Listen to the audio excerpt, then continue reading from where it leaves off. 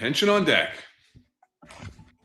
Good evening, Ron. Looks like we have a really good episode tonight. We got our good friend Mike Marino here. Hey guys. In the back, he's a cleanup hitter for all of us. So how we doing, guys? Mike. It's good to see everybody. How are you? Welcome, retired Deputy Chief Mike Marino, a friend to the Finest Unfiltered family, joining us tonight to give his insight on recent events we're going to be talking about, both in the Brown University shooting as well as the Bondi Beach, Australia mass shooting. So we'd like to welcome retired Deputy Chief Mike Marino to the Finest Unfiltered Executive Perspective Show. He's done an interview with John and Eric on the Retired and Unfiltered, and he was a guest host with Tom Joyce on the 10-4 Tavern. So now we just got to get you on Sal's show, and you've done the whole cycle. Yeah, I've been speaking of Sal. That's right. I've got Sal's too. That's it. So just welcome. And we do have a lot of the same people in our audience as we do on the other shows. But for those who may not have seen your other shows, if you could just give us just a quick, who's Mike Marino from the NYPD? I came on the job in '79. I was like 10 days shy of 22. Went through the NSU, went up to the 2-8, which was an interesting experience. That was a busy place back then. I made sergeant. I went to the 7-3, did midnights. Not voluntarily. The CO told me, "Thank you for volunteering for midnights." I was a new kid, and I told him I didn't volunteer for midnights. He goes, "Yes, you know, I could." And I couldn't get it. Like I didn't. It took a while before I understood that I was volunteering, whether I liked it or not. Thank you, Sergeant. Voluntold. And I did, yeah, and I did midnights for 13 years. I did 8 years there and 5 years as a lieutenant in the 5th. Made captain, and Tony Falco, God rest his soul, he had been the XO in the 5th Precinct, great man. And he went on to get promoted and work in Brooklyn North, and he sucked me into Brooklyn North. Remember he called me and goes, "I hope you don't mind." I said, "That's all I wanted to do was go back to Brooklyn North. I didn't want to stay in Manhattan." So I wound up in the 7-7 working for Mike Gabriel, and then I eventually got commanded of 7-7. I did that like 3 years. I was there when 9/11 hit, and then I went to the 7-5. Actually, Rob, I was supposed to go to emergency service. Really? Wow. Yeah. They told me I was going to get emergency service, and Espo wanted that. And then Billy Morange called me in. One day I was in the building, and he called me in. He goes, "You know, Mike, I wanted you for emergency service." He was chief of patrol, and he said, "I can't give it to you." I said, "Okay. I mean, you know, all right." He said, "Look, Mike, I wanted you, but they wanted to give it to a minority that they could promote." He said, "I'm sorry." So I wound up going to the 7-5. Haven't we all heard that somewhere along the line, Rob? Yeah, I think so. Yeah. But you know, it's funny because it's in direct violation of Title VII, and I would have never dragged Chief Morange into it. But some people that said it, you wouldn't mind having them on tape because that was in direct violation of the Constitution and Title VII of the Civil Rights Act. It got bastardized along the way. But I went to the 7-5 for 3 years, 18 days and 10 hours. Not that I was counting. Yeah, that place was tough to work. And then it wasn't tough because of the neighborhood. It was tough because of the cops. And then I went to then I went to the borough. I made chief, and I went to the borough, and you know, I spent a few years there. And then I went to Staten Island, and then in 2014, I'd been injured quite a bit. I had some surgeries and stuff, and then I had some 9/11 things. And the surgeon told me I needed more surgery to stay on the job, that my right arm wasn't stable anymore. And I'd been fighting that since '05, quite honestly. So he said, "I'm not giving you any more surgery. That's it." He goes, because he's a big guy, Yankee team physician. Mm-hmm. So when he put his name on it, Right. You went in front of the medical board, they saw his name, they all just started genuflecting and signed, you know, and that was it, and you were out. So I wish I had those problems. I wish I would have stayed. I wish I could have stayed till 63, though I did. I loved every day of it. Even the bad days I loved, you know, and I miss it. And when I talk to you guys like this, then I realized how much I missed it. You know, you start talking to the guys again, and you know, and you say, man, I really miss all that stuff. You know. Yeah. Well, we're happy to have you on. I'm glad. I worked with you in Brooklyn North when I first got promoted in 2003 to captain, and you and Mike Harrington, Kevin Harrington, and a couple other guys broke me in and taught me what it was to be an executive. So I always appreciated that and respected you. I remember going out there, and whenever we were in the streets, we were in the streets, and if a heavy job came over, that was one thing about Brooklyn North. If a heavy job came over in any of the commands, the other executives were responding like a sector car. Yeah. You know, and on those slow nights, we'd sit down and have dinner. It was a good, well, that was, there was some guys who understood the value of that. I didn't. I was kind of silly about that, but there were guys that actually taught me that that's important to sit down with the guys too. And, you know, to go to some of the parties and stuff, just, you know, see your people and talk to your people. They understood the value of that and taught me that, you know. Mike Harrington was one of those. Yep.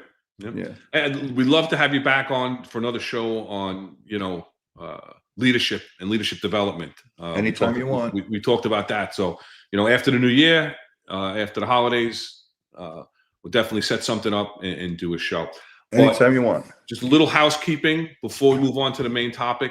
Last week, we went a little long. We had Tony Raganella on, somebody who probably talks as much or more than I do, which is hard to do. He's a disorder control expert. Right? Yeah. Yes. Public order, it's called now, right? Public order expert, right?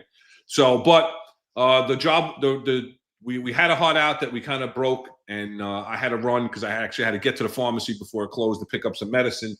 So what we didn't do is we didn't give him the opportunity to tell everybody where he can be reached and his businesses, and let him get his plug in. So you know, you can find Tony Raganella most prominently on LinkedIn. You can just look him up, just to search his name. But also he is the founder and owner of Rising Star Promotions. So you can reach out through risingstarpromotions.com. And also post-retirement, he is the CEO of New York Blue Line Consulting Group. He spoke about it somewhat, goes around the country, talks about police leadership, policing, disorder control, or, you know, public order control, and everything else, the services they have.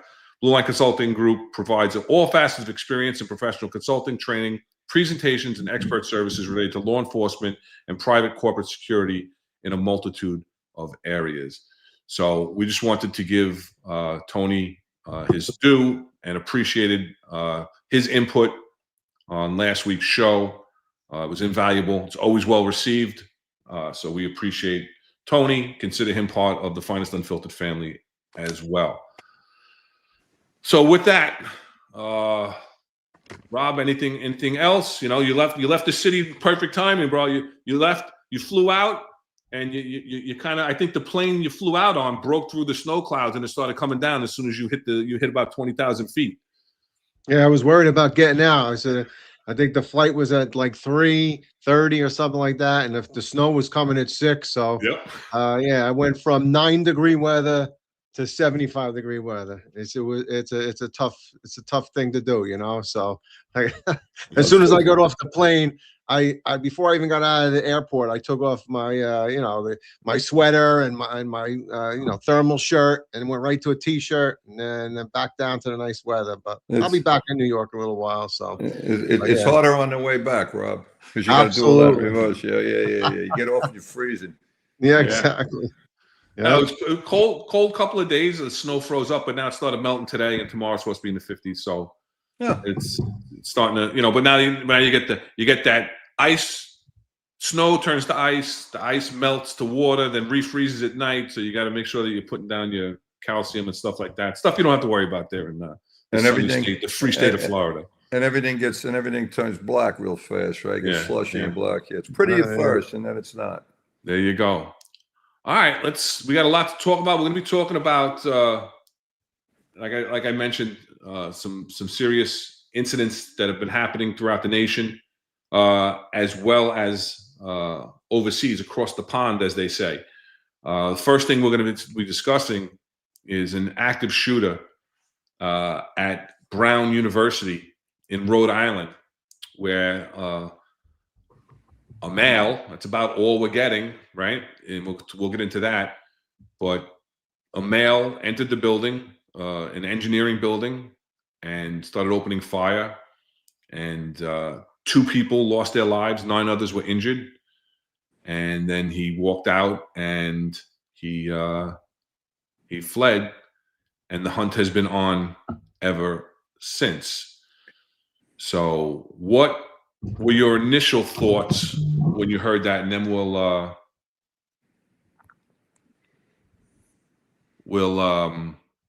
get into the aftermath, and we're gonna actually touch on, what.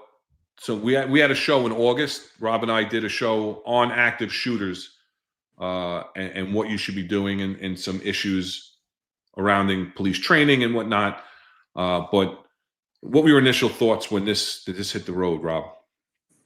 Yeah, no, I was kind of, obviously, you always hate to hear anything like this, especially on a university. I have children going to colleges now, so you're always concerned, and you wonder about the training that the officers have received. Worry about, I mean, were their drills prepared for the kids and the students? What did the teachers know? But it seemed to me that there was a lot of unanswered questions in the initial press conferences, and we weren't getting things that you'd want, given out right away. And it just seemed to me, I don't know if they were hiding things, they were holding back, or it was just pure incompetency. So I had a lot of concerns about it, and just listening and watching, I don't felt that they gave everything out that they should have. That the information wasn't as fluent as you'd want it to be. And I would anticipate that, God forbid, something happens in one of the campuses that my children are at, I'm going, right? No matter what. That's why we're parents, right? We want to protect our kids. So I was a little disconcerted about the whole thing, and just the presentation of the. And I also, one quick thing I just want to say, I hate when it becomes a political arena, and I often see that these things, as soon as something like this happens, everybody gets involved and they spew information that might not necessarily be true or whatever, but it's all becomes a political game for them to further their political career on how they handled this, tragedy. When in fact, there are families that have had this tragedy. So I mean, it's crazy.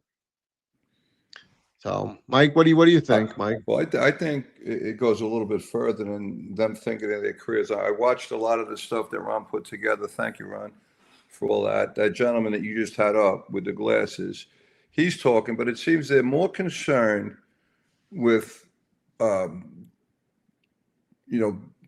more concerned with not letting the police on. They're more concerned with saving their image. So what do we got? We got a picture of that. We have a video of that one guy who they think it is. Now, I don't know why they're so afraid. A male, 5'8", whatever, a heavy set guy. They don't say, he's obviously a white male. You can see his hands, you can see his neck. The guy that they had the video of. Say a male white. A male around in his 30s, and that could be a lot of different people. Why are we afraid to say male white, male black? Because that's what it is. And I don't know who we're afraid of offending. I'm not offended that the guy's a male white. I mean, Jesus Christ. That's one thing. The lack of video. Now, I don't believe that college doesn't have video all over. I don't think they're forthcoming with it. They didn't seem to want the local police. They didn't seem to want the FBI. The FBI gets it. 72 hours later, the FBI is doing crime scene, that they're picking up stuff out of it. 72 hours. And from any reports I've seen, they've identified most of the people that they see in whatever video they do have, except for that guy. Now, if I'm that guy, and I know it's me, I'm going to go right. Hey, listen, that's me on the video. I didn't do this, but that is me. That hasn't happened, and they let all the students go home. So it should have been, the experts should have come. That number one. Number two, Rob, I would have had your guys all over the place. within, I mean, because who does it better than, emergency service? You got to have all the guys in the vest, locking everybody down, locking everything down.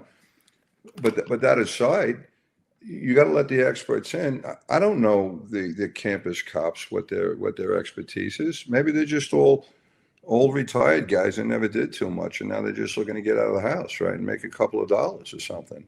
Are they experts in crime scene? Are they expert in interrogation and taking statements? You got to take statements from everybody. Nobody goes anywhere until you lock everybody down, because things change.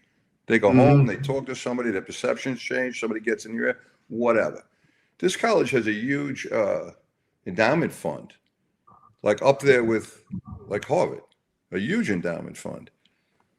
You don't have whole high-tech stuff. You don't have cameras and all. Of course they do. Where's all that footage?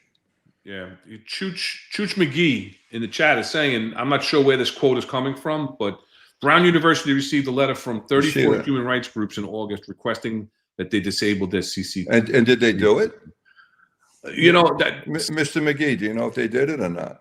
Because if they did it, they're liable. They're complete idiots. Well, who are they? We're going to offend somebody because they're on camera? Everybody's on camera. Within 3 years. That's because they didn't let them on, Mr. X Hardcore X. They didn't let them on. They didn't ask them on. They didn't let them on. They kind of kept it very close to the vest, from what I understand. I don't know any of this personally. This is all all secondhand and stuff like that. But me dealing with institutions throughout my career, and I'm sure you guys have experienced it too. You can go into a high school and say, "I'm looking for Mike Marino. Is he here today? Because we think he just did 3 armed robberies and shot a nun." Oh, you got to get a search warrant. We can't tell you. So no, we can't. They go the other way because that's their agenda. That's their ideology. Anti-police, anti-government, and we're educated. We don't share shit with you, and that's horrible. I mean, I don't know. I think they should be liable.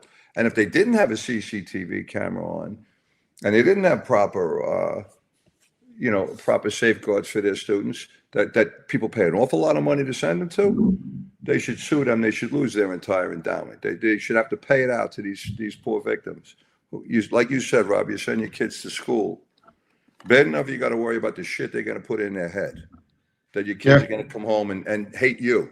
And I've known cops. Their kids came home and hated them because the teachers told them that, your cops are no good. And they actually they didn't hate them before they left, but they hate them when they came home. Bad enough you got to worry about that. You got to worry about them getting shot too.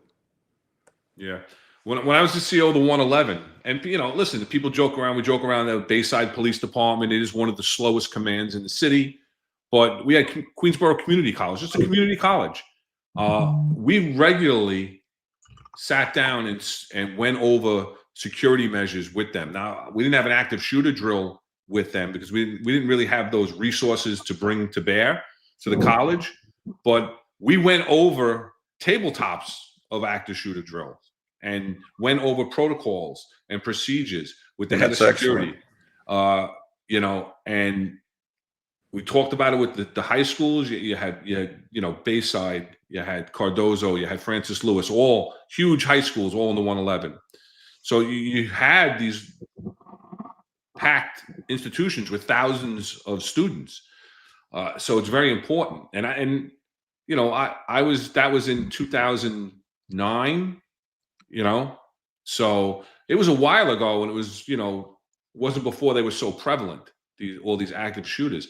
But it's very important that the preparedness for these things, and unfortunately, like we're seeing and like we've said, the politics injects itself into these discussions, and you don't want to scare the youth. You don't want to scare the students, but it's reality. I don't think it scares the students. I don't honestly believe that that's part of it. Now I'm down here in Florida, right? And one of the reasons I came down was for the schools for my kids. And you go to the high schools here, it's a little bit different because you go into the quad, I guess you want to call the campus in the middle, and there's like palm trees and stuff. It's a little strange. There's one way in and one way out. Everything else is locked. And at that one way in is a school resource officer. And these are not, they're not people looking for detail. These are big boys and girls, and they have the full tactical vests on. They got heavy weapons. They know all the kids. I've personally seen them. Where, like, somebody will say, "Oh, there's a guy over there taking pictures of the girls by the bus loop," and they go down there and get them, and they go down right away. And if they see somebody, in the parking lot they don't recognize, they go right away. They know the kids' names. The principal's out there checking IDs as they're coming in, and these kids are not traumatized. They're not traumatized. They don't care. They're safe, one way in, one way out. And when the last kid goes in, those doors are locked. You're not getting in there. And if you do get in there, well, you're going to have to put up with at least two heavily armed guys that know what to do. Well, one guy was a Chicago cop. He's actually Lou Ferrigno's bodyguard, Big Ange, and he's aptly named Big Ange. And I mean, and they take no nonsense. They also don't, I looked at it when I came down here because they were actually looking for a head of school safety division, but they told me I wasn't qualified. Yeah. But they want their own people, I guess. But I started thinking, what would I do? Now, Rob, you're an expert on this, and you can stop me if I'm wrong, because you guys are the best at all of this stuff. I'm thinking you might want to make a couple of rooms, like safe rooms, where maybe when you go in there, like somebody pushes a button and the doors are automatically locked, you're doing access control, and they don't come in until somebody disables it. I did like the idea of teachers that were former military or law enforcement carrying weapons, and not so much to be proactive, because God, you don't want an accident, but to be reactive. So they're going to go in there with these kids in that room, and maybe you have some long tables that are bulletproof, and you put them up, the kids behind it, and that teacher, anybody coming in through that door is going to get it. That teacher's the last line of defense. I would do drills with the local police so that everybody knows who's who. You actually drill together, because you don't want friendly fire incidents. I went so far as to think I'd take away the 9mm and the 5.56s, and I'd give them 45s, because a 45 doesn't usually go through people, but it does take you down. I've in my whole career, I've very, very, very rarely saw anybody get hit with a 45 and still stand. I've seen him take 3 in the chest with a 9 and go, "Officer, I need an ambulance." But I never saw anybody get hit with a 45. And Rob, stop me if I'm wrong, shoot for the pelvis, because that's a debilitating shot. There's a lot of arteries in your pelvis.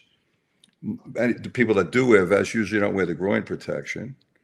And if I shoot at the pelvis and I miss, and I do hit a kid, God forbid, at least it's going to be a low shot. It's not going to be chest to head, right? And it usually takes people down to a pelvis shot. I would train people to do that.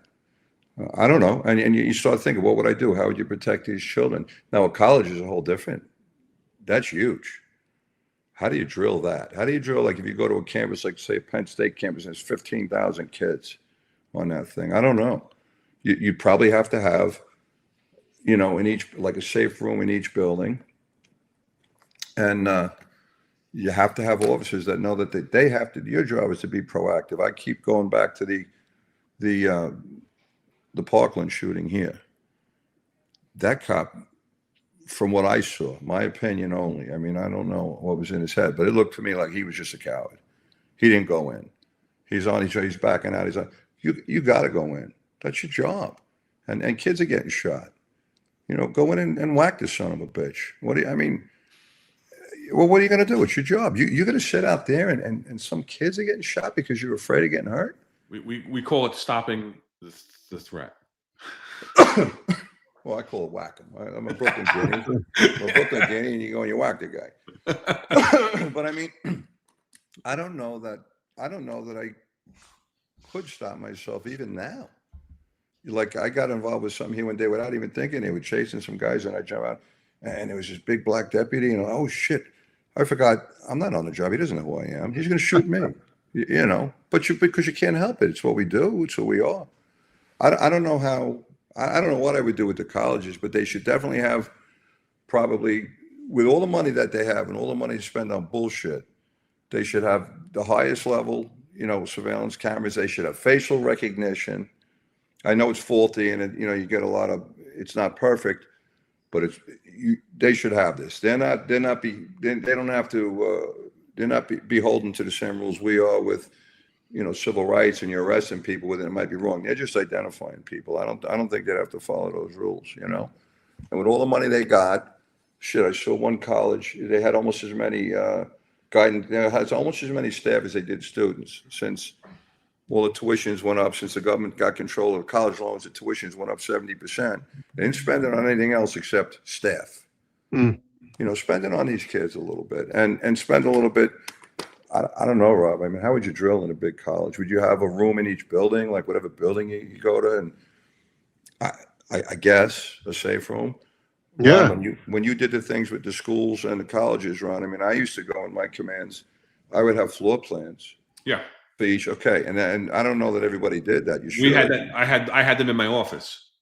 Yeah. I also had copies rolled up into tubes. Yes, yeah. I had them all in my office just in case of an incident. I was able to hand them over to emergency services at the scene, so they had that. Yeah. Yeah. What you got to do with emergency service, I find out. So you got to look like the boss, as the sergeant's telling you what you need to do for emergency service. We talk about it all the time, Mike. How cops have thrown me off the floor. Incidents and everything else. And yes, all right, no problem. I've never had a problem acquiescing to the experts. No, but yeah, it's the same thing when I was in the 110. I had the floor plans of the Queens Center Mall. Yep. And Queens Place Mall. I had them readily available and not locked up somewhere where if I wasn't working, they couldn't be gotten to. And I like the idea you did with the tabletops, because as funny as that sounds, and as much of a pain in the ass as that was, because it was, you'd have to go play the game. It's like you play acting. When you keep doing it, and you're going to do that. You're going to do that, just muscle memory. You're just going to do it because you've done it before, and you've done it with your counterparts in the mall, right? The security there, and maybe bring in emergency service, and everybody kind of knows what everybody's job is already. You're not figuring out as you go along. You have a kind of good idea when you walk in. With Queens Center Mall, we actually did. It was the first mall in the city that we did it with, in conjunction with emergency services. We had emergency services do a live active shooter drill in the mall at night after it was closed, in conjunction with mall security. I had 13 people from my command. I was able, again, it's through connections who right? I called up a cop that used to work for me that was a sergeant that was running the active shooter classes, and actually they put a class together for us. So I got 13 slots out of like 20 slots, and then they backfilled 7 of their own people. And I picked my conditions people, the people that had the sector of the mall. I didn't hook up, the people that I figured would be around the mall, or who I sent to that training. And then we actually did an active shooter drill at the mall after the training was done and everything else. How'd it turn out? It was phenomenal. It was phenomenal, and it actually expanded to different malls after that. But it was great. And I went personally. They gave me a slot that wasn't accounted for, just so I could have the personal experience. I mean, sure? Am I going to go? Am I going to respond? I'm absolutely going to be responding. And once I respond, I'm going in also. But no, you learn how to go in as a team and go in and go in to stop that threat. But it was nice also because the way we set it up was like we had the first responding officers go in, and then emergency service came in, and you see how they take over from the responding patrol officers. And it's good to have that training, and it's unfortunate that we don't have it more job wide where everybody really gets some hands-on physical training like that. And it's difficult with an agency as large as the NYPD. But we talk about a lack of training all the time with a lot of things. Do you remember when we got the 9s in 95? It was 93, and I was the first class in the academy that got them. Okay. Yeah. So I remember. I think you're right. You're right. It was 93. You're right. I'm sorry, Ron. You're right. I think 95. We went to the dark blue shirts. I get everything confused. But because I just made lieutenant. I remember I made lieutenant in 92, and they wanted us back then. Commissioner Kelly did not want us to have those. No. He tried as hard as he could. We had a lot of guys, poor Scott Goodell, the poor young kid got shot in the head because he ran out of rounds, and the guy going against him had a 9. But they wanted us to go now. First, he only gave us 10-round magazines. Remember that? It said NY10 on the bottom. Remember those, Rob? I don't remember those. No. Yeah. Yeah. The butt plate on the bottom is a little crescent, and it said NY10. And the reason I remember this vividly is because what they did was they put in a bigger follower and a smaller spring. You know, they just modified the mag. And I'm at the range one day when Bratton came in. He said, "Well, that's nonsense." And we went right back to 15 rounds, right? Right. And I was at the range. I had a major malfunction in my first mag, and I did the rip, back tap, rack, bang thing. Didn't work. Tap, wrap, rip, throw it over your shoulder, put a new one in. All 3 of my magazines failed within 2 minutes. And I said, "Holy shit." So they sent me to the gunsmith there, and it turned out when they had remodified them back, they put the small follower back in, but they didn't put the bigger spring in. So it eventually wore out. Yeah. So, but they were supposed to send us 4 times a year to the range when we first got them. When they did the math, they found out mathematically there weren't enough points in the city to accommodate every cop going 4 times a year. It couldn't be done. It physically couldn't get done. And it's a scheduling nightmare for them. And guys and girls that not going, I would go and shoot on my own. I like to shoot, so I would just go and shoot on my own. But most people didn't. And we also tried, Rob, we asked because of you guys, if you remember that film, there's a film in California. It was and a guy's sitting out with a pistol, and he's sitting outside on like a quad chair, like a club chair, right? Folding chair. And he's holding it between his legs, and he's not putting it down and doing the hostage thing. And I guess he was their SWAT team, like 150 yards away. It was a windy day. Shoots the pistol out of this guy. He didn't hit his hand. Hit the pistol. I remember that. Yeah. I'm looking at that going, "Oh my God." That this guy had that confidence. And then I went to all the emergency trucks and I would ask them, "Do you guys have that confidence?" Because they were assigned their own rifles at the time. They didn't call them snipers. They called them observers or something then. Yeah, observation teams. Yep. Yeah, they wouldn't call them a sniper because that's, you might hurt somebody's feelings. Well, they're observing you as they shoot you through the chest. I mean, what's the difference to snipers? But they're sharpshooters. But they didn't train that much. They should have got overtime every single week. They should have been throwing hundreds of rounds a month through those weapons to have that confidence, and that I have that confidence. When I say to the guy, "You got it?" and he says, "Yeah, okay, take the shot," because somebody's got to order him to take it. They should have that confidence, and so should the bosses in their abilities, and the job wouldn't do it. No. They didn't. You know what the big problem was? First of all, the idea that they needed a green light, which was bullshit. Okay. When they see something, the sniper team sees something that presents a threat to themselves or somebody else, they have the authorization. But the stigma of the green light and shooting somebody from a far away, I mean, the job in itself was so against us even ever doing that. And I could, 15 Destiny Court in Staten Island, we had where he shot a fire lieutenant when he set the house on fire. A fire lieutenant came in to put the house, the fire out, and the perp shot him. And then he had like an AK-47, and he was end up shooting out every window of his basement. And when he came out, the ESU returned fire because he came out with the AK-47. He was lighting everybody up. We were all behind the Bearcat at the time. And, regular ESU guys, shot him. And then I questioned the sniper team, our counter sniper team. I said, "You guys were set up on a high ground and you could have taken the shot." And they were like, "Oh, we didn't have the authorization." The hell you didn't. The guy is shooting at us. You definitely had the authorization. You don't have to wait for that. Dude, and is that really a rule, or is that something we get from watching TV? The green light. No, that's bullshit. That's bullshit. They don't need a green light, that's all BS. That's something that's the TV, that's it. Yep. But, there's been times I've been on jobs where bosses have said, "Hey, I don't want them shooting and stuff." Well, then you're an idiot boss then for saying that. And you're going to, what do we have them up there? Just to sit with binoculars and look out? No, that's ridiculous. They're there if they need to take the shot, to take the shot. And you look at the things that happened in in Pennsylvania and everything else, where the counter sniper teams took out the guy that shot at President Trump. So I mean, that you don't need that green light. That's all BS. And then, Mike, just to go back to your point with the schools, right?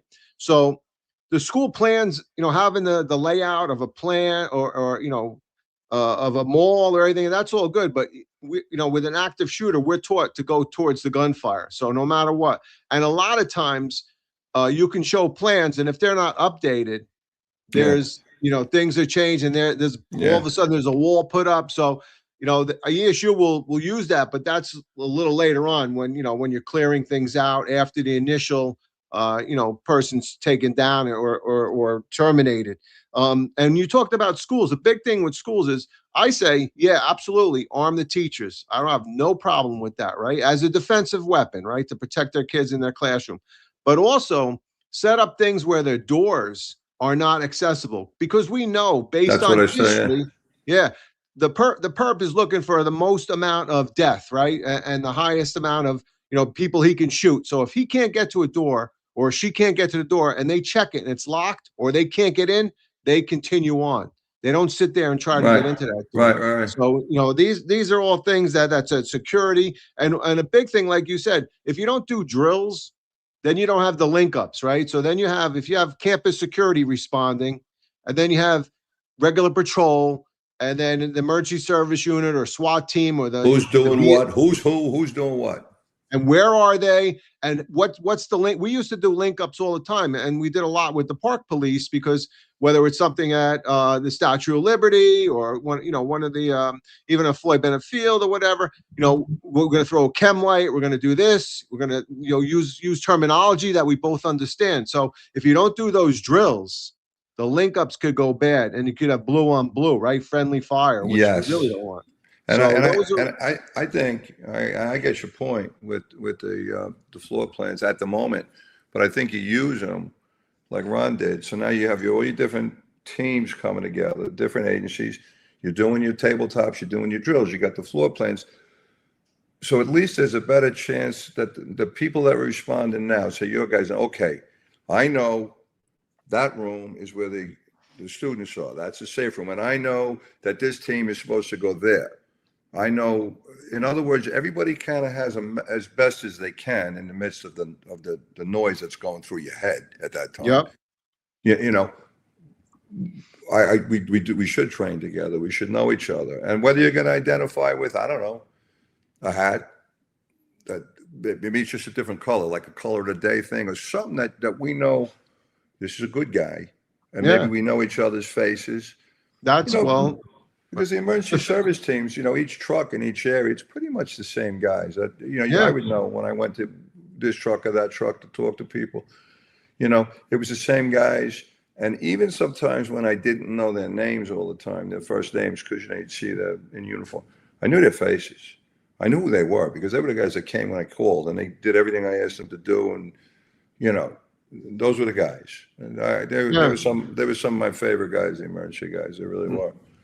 Because they did it all and never complained. No, absolutely. All right, so just real briefly, back in August, we did a show on active shooters.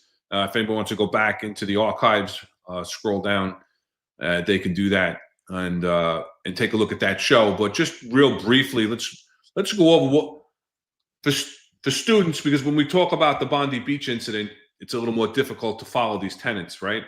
But they've gone away from a lot from this run, hide, and fight, especially because of the fight portion of it, to the ABCs of the active shooter, right? And it's avoidance, barricade, and confront.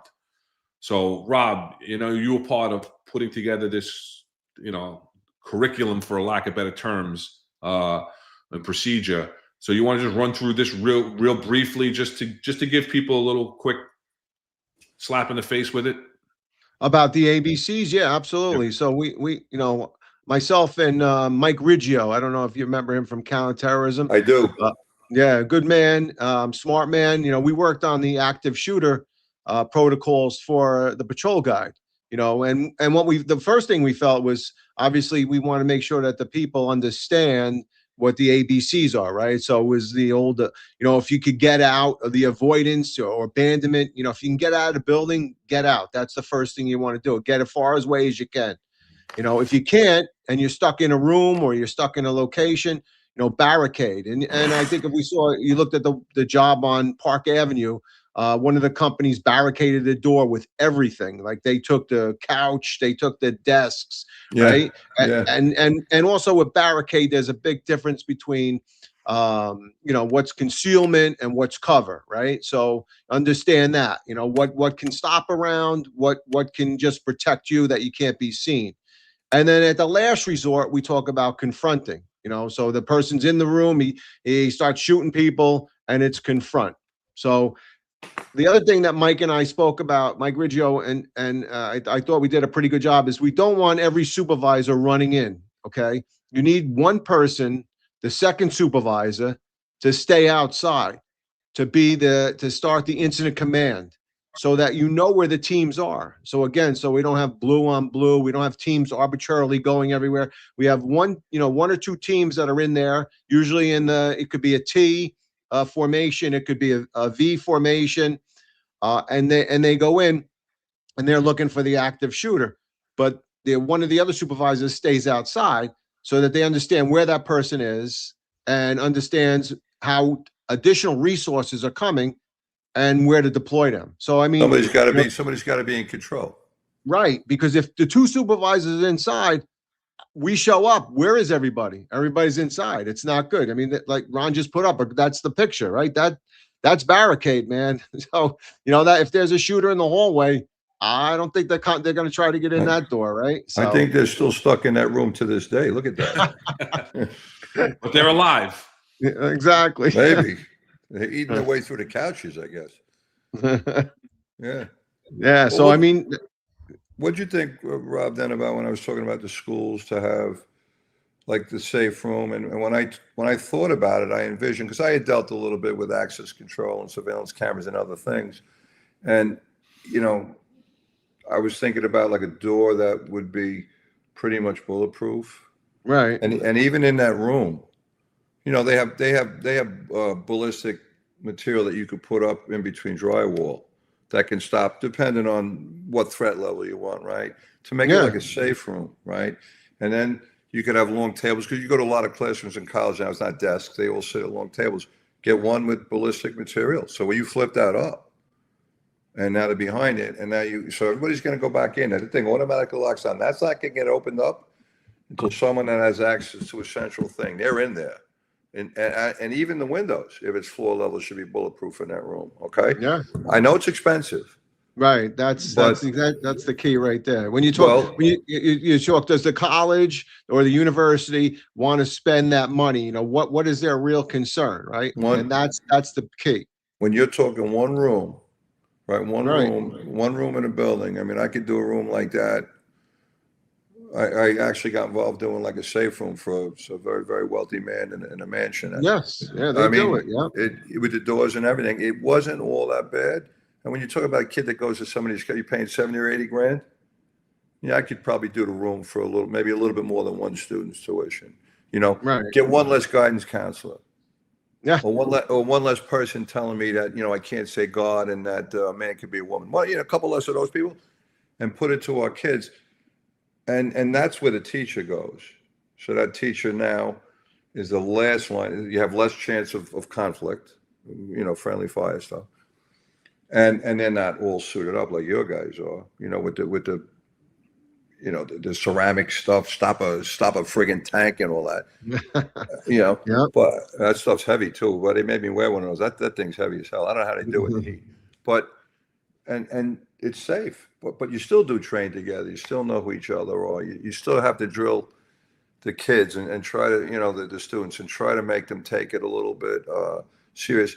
And when you get pushback, well, the kids are going to be, they're going to, all right, so give them a couple extra crayons in a safe space or something after it's over, like they do now. They're all grown-ups. Yeah. It's better than getting shot. Yeah, absolutely. You got kids in college, that's a phone call you never want to get. Right. No, when you look at these rich people, right? And they have these big extravagant houses, they have safe rooms, right? They have their safe rooms in their house because they know if they're gonna people are gonna come in and rob them, they're gonna go to their safe room, right? That's where they keep their valuables and everything else. So absolutely, can it be done? 100%. And it'll save lives, right? Because you know what? Yeah. That guy's not gonna get in there. So absolutely. No, you're not going to get in there. Yeah, I don't. I wouldn't want. I wouldn't want ever to get that phone call. And I don't know what would happen if my child was in one of those schools and I went. I mean, could you imagine him trying to hold you back? Like you want to go get your kid, and you know you Right. shouldn't. You know you shouldn't get in the way. It's your child. Yeah. I don't know. That's a tough thing. I think that we can do. They do a pretty good job, at least in the county that I live in. I don't know that they do it on the East Coast. The East Coast of Florida is a little more liberal. Because I know like I went there yesterday to see Phil, and I was paying tolls, which I don't pay at all here. I paid more tolls over there in 3 hours than I pay here in 5 years. There was potholes, there was traffic, it was dirty, Traffic's bad. it looked like crime. I so, but down in this county, they really seem to try to do things pretty well, and the deputies are wonderful. I mean, they really are. They're great. They're great guys, even on a car stop. They're good to everybody. Yeah. Yeah, Well, I know they're- in my high school we have a SRO who's a sheriff. He's there every day. Yep. Okay, and you have 3 retired NYPD officers with long guns and tactical vests that walk up and down all the Yep. time. And No, there's not a parent out there that says anything wrong about it. That's what what county you is want. that, Rob? That's in Manatee County. Manatee. Okay. Yeah, so I mean that's what we expect from our school, and that's what we want in our school. So that's how they protect them, and that's what you want. You, That's a you know, deterrent in itself, right? So you know what they have down here in some of the old high schools, not the newer ones, but the older ones. Because I got involved with my daughter was in the marching band and all that stuff. So you go to different schools, and there's a house, like a house. What the hell is that? That's where the SRO lives. right there. He has a house. I don't know. He pays a little bit of rent, but he's there 24/7. Yeah, And it's a house. It's a regular house. Yeah, they don't have them in the newer ones, and I think that's a great idea. The guys, they really yeah, fun. that is. Yeah. Yeah. All right. Let's try to bring it back Okay. to Brown University. And one thing that we've seen, I think everybody's seen, if not full, at least snippets of these press conferences and everything else. But before we get to that, one thing that we haven't heard a lot about is the response. We haven't seen a lot of students come out and speak up. You see one or two. I'm not sure why that is, but the only thing that I've seen that did come out was just, I think yesterday, finally, one video shows the person of interest walking across the street from the school as a car shows up. So here we have it here. So you see the green circle? That's the person of interest. Well, Walking across the street. he's way over there. Yeah, but the car pulls up. So, and there's another car coming from the opposite direction with the lights on. So, I mean, that's really all we have when it comes to the response. We really haven't heard about a response because they haven't given out any type of timeline. We'll get into that with Bondi also because that still hasn't been released. But there's been no real timeline of events of when the shooter happened and everything else. I did see just before we went on the air, but it was a 15-minute video, much too long to try and put on the air, and I had no time to edit it. But the FBI, who's finally involved, put together a timeline of video of the person of interest and a map of his route as he exited and fled from the scene. So, we don't know what the response was. And what do you think that tells you, Ron? Well, off the top of your head, that they haven't released any like coherent timeline response. What do you think that? I know what I think it tells me. What do you think it tells you? Listen, first of all, I have zero confidence in the leadership of Providence, Rhode Island, from watching these videos and watching these press conferences, and it's either incompetence, ignorance, or it's a intentional non-release of the information, and I don't think it's the latter. I don't either. I think they didn't know whether to shit or go blind. I think what happened, they're completely unprepared, and they really can't say much about their response because there wasn't much of a response. There was no coordination. They got caught with their pants down. And what town is that in, at Brown University? Ron, what town is it? Providence, What's right? it? Providence, Rhode Island. I mean, they probably just never prepared for it. That's my guess. They never prepared for it because their response was horrible. Now, it's a shame. You see that guy walking across the street in a car with the radio car with the lights on. You're going, man, if they just would have grabbed him. But you know what? The reality is you're not looking that. You're looking. You have to train. You have to train you guys and girls. When there's like, say, shots fired in the building and everybody runs in the front door and nobody goes around. Nobody goes around back. Nobody, nobody. You have to actually, as a sergeant and a lieutenant, you have to physically train you guys and you girls to do that because everybody goes in the same way. Yeah. There was what was the shooting, Rob, with emergency service? The guy went out the basement window. I think he actually hit a couple of E guys, and everybody left. Some of them left their post to go help the guys, which was a mistake because now it gave them a way out. That discipline, maintain the post. You go to the back, I go to the roof with it. No, you can't all be the one in the action. Right? No. So, but I think they were just caught with their pants down. They still haven't. Yeah, I don't think that the Providence, Rhode Island Police Department has done active shooter drills. The mayor, in one of his press conferences that I was able to stomach and watch through, said, I believe, and somebody in the chat, correct me if I misheard this, that they last did one 18 months ago. Now, again, you don't have to do it with Brown University. If you at least have your law enforcement agencies in conjunction with your fire rescue, your EMS, doing these types of drills somewhere. We did it at Queen Center Mall. Does that mean it won't apply if something happened at a high school or someplace else, left rack somewhere? No, we could still apply the principles of the training. Well, so it's important to have these trainings, and it appears that they were not prepared. Muscle memory. Yep. Remember at the range, and it's before they gave us the 9s. Ron, you weren't. I don't think you were on a job yet, but we had this guy Willie Washington got shot pretty bad in Queens. He was a big guy. The vest looked like a lobster bib, one of those big guys. And the first thing he took was a shotgun blast right to the chest. It shredded the vest. He was a big man. He falls back. He's by himself. Guy's coming out of the garage. Willie goes empty. He flips open the wheel, and we had dump pouches, which really suck balls. He got 2 in before the guy started coming back out. He flips it closed, fires the 2. Guy goes back in. And he did this a lot. He wound up getting shot a couple times, Willie, and he wound up getting the guy too.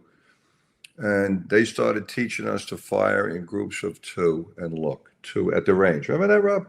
Yeah, I remember that. 2 and assess. 2 and assess. 2. And it was so funny because I got involved in as a sergeant in something after that, and I did. I fired in groups of 2, and I didn't even realize I was doing it. Training. Now, how many? I don't know. Providence. How many? Ron, how many facilities do they have? How many cops do they have? Yeah, I'm not sure. How many facilities do they have? Maybe they don't have that many. So maybe it's very possible to do one every 6 months in Brown University. I mean, how many different schools do they have? And when you do it, to your idea, Ron, right? If you're going to do it in Brown University, invite security staff from the high schools. Invite her to go to that facility and see it. So now we all go and everybody's kind of getting a taste of what needs to be done. And even the cops. Because Providence, Rhode Island, have these guys ever been exposed to this before? Maybe not. So now they see it. Now muscle memory, and they know what to do. Well, to your point, Rob, did you want to say? I was just going to say, if you don't like, you could do tabletops, and that's great. You bring usually that's the leadership. You bring them in there. But what really brings the point to everybody involved is when you do, and you use simunitions, right? So you use the little soap pellets and stuff. So, when people feel that and they see that going, shots going down and things hitting the wall, you got to do the drills And at the location. waking up the next day with the bullseye. Yeah, nice big bullet, a welt on you or whatever. But Wait you got to. Wait a minute, we actually get to shoot people? Yeah. Yeah. Oh, that's funny. Yeah. Oh, so you get all the guys you don't like, they're the targets. With the active shooter drill, with the actual active shooter drills, we use simunitions. So you're actually firing simunitions and being fired at. They use either a paint round or a soap round. It's a marking round, so you can see, because they used to do it in the specialized training school with ESU. So they would go through the whole training on a tactical evolution, and you'd hear guys say, "I didn't get shot. I didn't get shot," and then we say, "Well, you got a paint marking right there on your chest. Yes, you did." I go, "Oh, I didn't even know. I didn't even know." Well, see, that's what you got. So that's when you learn, right? So and I'm saying, when you go to those locations, that's when you learn, because you learn two things. One, you learn the location, you can familiarize it. We did a similar drill like Ron's talking about the Queens Mall. We did one at Kings Plaza. Right. And lo and behold, a week later, there was a report of an active shooter. And you know what? ESU guys knew how to get up with the REP up the ramp. That's what I get mean. access to the second floor. So we knew a lot more just based on that. So like That's you right. said, Mike, to your point, those guys in the trucks, right, the ESU trucks, they work in the same area all the time. Once in a while, a guy will fly, but you'll fly and you work with somebody else from that truck. So you're familiar with your area. So those drills, coupled with the precinct, they know the area, right? They've responded. So that's where the collaboration is, right? And that's what you need. And then you bring on board the security and even management, so they understand, where is all your video, where all your video feeds go, so that we can get eyes on, everything in there. So all of those things have to be brought into play. But your tabletops are great, and that's the beginning, but that's not the end all, right? You have to have, it has to go from, discussion to tabletop to drill.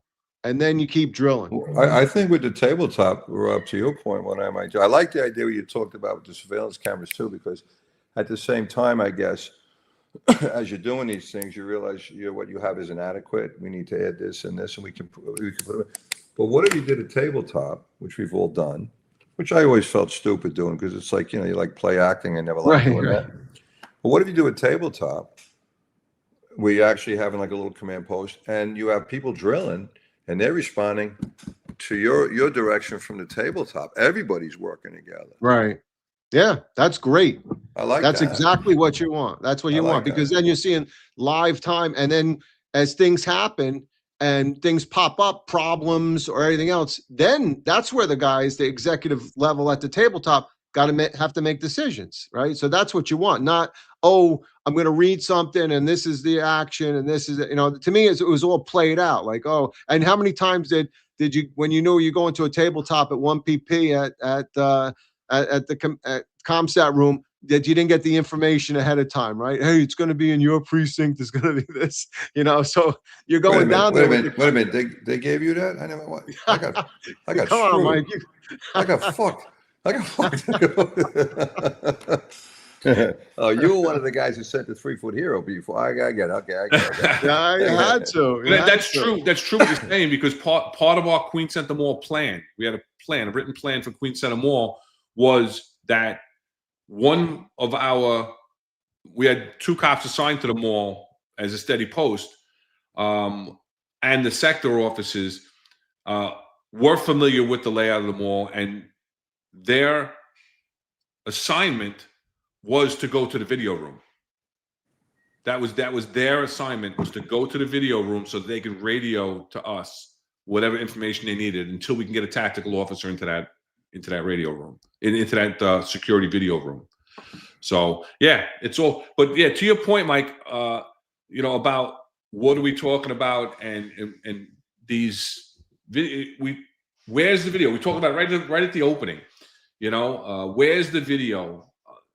I saw a graphic last night, and it was late, and I forgot to go online and look it up and download it, that showed all the video cameras on Brown University, and there's a ton of them, and then it showed the box where there really was none, and it was around that building where the shooting happened. So again, now familiarity.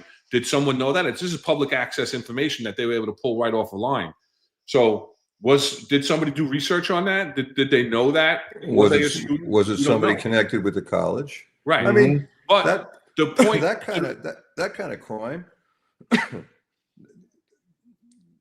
unless it's a room full of, I don't know, say like Jewish people and it's a Palestinian thing, or a room full of Italians and it's crazy Irish people. I mean, you would think, unless it's specifically targeted, that this is some disgruntled. You know what else? That guy yelled something coming in the door. Yeah. And the teacher said, I don't remember what it was. I don't know that I believe that. No, I don't believe that either. And it wasn't just a teacher, because supposedly he did scream Allah Akbar before he started firing. There you go. Right? But nobody will say that.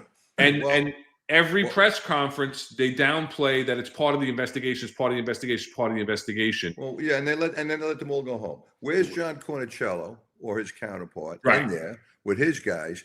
Everybody gets tied down separately. Everybody gets put on tape before they get a story together. You separate everybody. Mm-hmm. The Providence Police Department, I really don't think was on camera. I think Brown tried to handle this themselves. Like, why would you?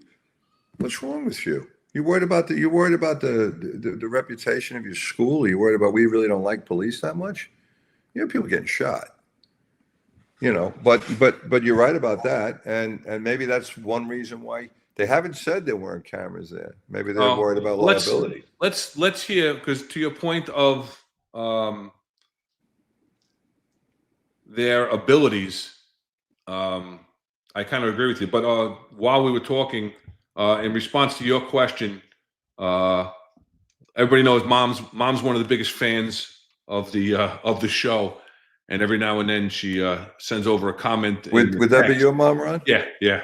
Hi, Mom. God bless you. Mama Layson Googled it, and according to ChatGPT, 81 years old, and she's doing this on the phone. 461 sworn officers in the Providence PD. So how many do you think are working at any given time? Now, when I saw Phil Pulaski yesterday, he introduced me to a lot of his guys that he works with in the Miami Beach PD, right? And it's not Miami, it's Miami Beach.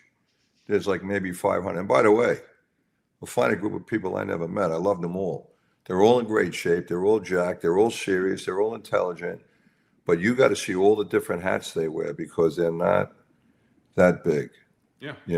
And particularly now it's Hanukkah, and they have apparently a Jewish population there, and they're kind of like working around the clock to protect these people. They're worried that something's going to happen. So thank you, Mom. And by the way, I'm sorry that you have to put up with Ronnie. I have to apologize to you. we tried to fix him. We couldn't do it. But 400 and something people. How many do you think are working on a shift? Yeah, exactly. A couple dozen, maybe. And that includes supervisors, executives, administrative staff. Yeah. So, no, not a lot. But let's listen to the chief, or the he's the Providence Police Chief. It's Colonel Oscar Perez, and he missed the first press conference. Which, listen, I don't have a big problem with. People have lives, and he may not have been able to respond immediately. We don't know. None of us would have missed it. Not one of us would have missed it. And if we did, we were getting our ass kicked the next day. Oh, 100%. 100%. You make your way there, even if you're wearing the windbreaker. Yeah, I mean, where were you? How far away were you that you couldn't get there? I mean, everybody, right? That's how we had Category 1 cars, right, to make sure you were there. So, he's got a take-home car. Oh, absolutely. Yeah. But this is his response when he's when asked about the video. Let me see. The most common question I've gotten for the last 24 hours, it revolves around the fact that Brown University is the most camera-ridden, most conscious piece of real estate in Rhode Island, and yet there seems to be little or no video evidence outside of that clip. You know, respecting the investigation, is there a lot more video that we're just not able to see yet because of the ongoing investigation, or is there simply no video? So what we shared with you the other day is what we have that we could share, and then we'll continue to, again, we're continuing to collect evidence. As we speak, we have detectives out there trying to continue to find. So I don't want to tell you that there's no more video because we might find something in the next few minutes. So yes, it's possible, but what we gave you the other day is what we have. Go ahead. That's a non-answer. Exactly. Everything's a non-answer from these press conferences. Everything is a non-answer. They're not giving anything out. And listen, I have no problem with giving out a little bit of information, withholding certain information so that you have a tactical advantage, an investigative advantage. I have no problem with that. But they don't seem to have any information. And this is the video. This is the video that they released. The only video that we got for days. But instead of that non-answer, I saw the fat guy. So this is the only video that was put out in the first 2 days. Do you think that's a recently retired chief of department? I don't know. Never mind. Go ahead. No. Sorry. Now he has a funny gait. His feet are splayed, right? Yes. He's probably got a hip problems or something. It looks like the way he's walking. I mean, that's the only video that was released for days. Here's the thing, though. Also, that's the video there, right? And they said that where the incident happened was the engineering room, and there was a limited amount of videos because it was an older building. But we usually, what we do is we expand our search, right? When you look at Louis Mangione, right, we were able to find out that he went to here, he went to the Starbucks, he had this coffee, and it expands. So, everybody has Ring cameras, everybody has, different types of cameras. Where is that expansion, and why is it taking so long? And I literally saw FBI agents kicking snow out of the way on a line search. I have that. I had come that. On. Come on, where? I don't know what I did with that video. Days later, right? Yeah, well, John showed that. John McClary had put that up on his X post, and I pulled it down to put on the show. I don't know what I did with it, but yeah, I mean, we saw it. They were walking in a line, kicking the snow. It's the FBI. They don't even have a metal detector. Well, from what I understand, in their defense, and listen, I'm not a big fan of the feds because, well, they tried to lock me up once, but they did. I'm not a big fan. Don't hold back, man. It's not personal. Well, I mean, it's not nice, but in defense of them, I don't think that they just can't go. They have to be asked, right? And I don't think they were invited. Right. And whose fault is that? And why isn't the school asking for additional resources? Why isn't the Providence PD doing this line search or whatever early on? That's all stuff that should have been done. Like we've said, they're ill prepared. They don't. I don't know. It doesn't seem to me like they're even able to know what to do on an investigation and how to look forward. Don't wait. You're waiting for the FBI to come in and do these things. They should have done that early.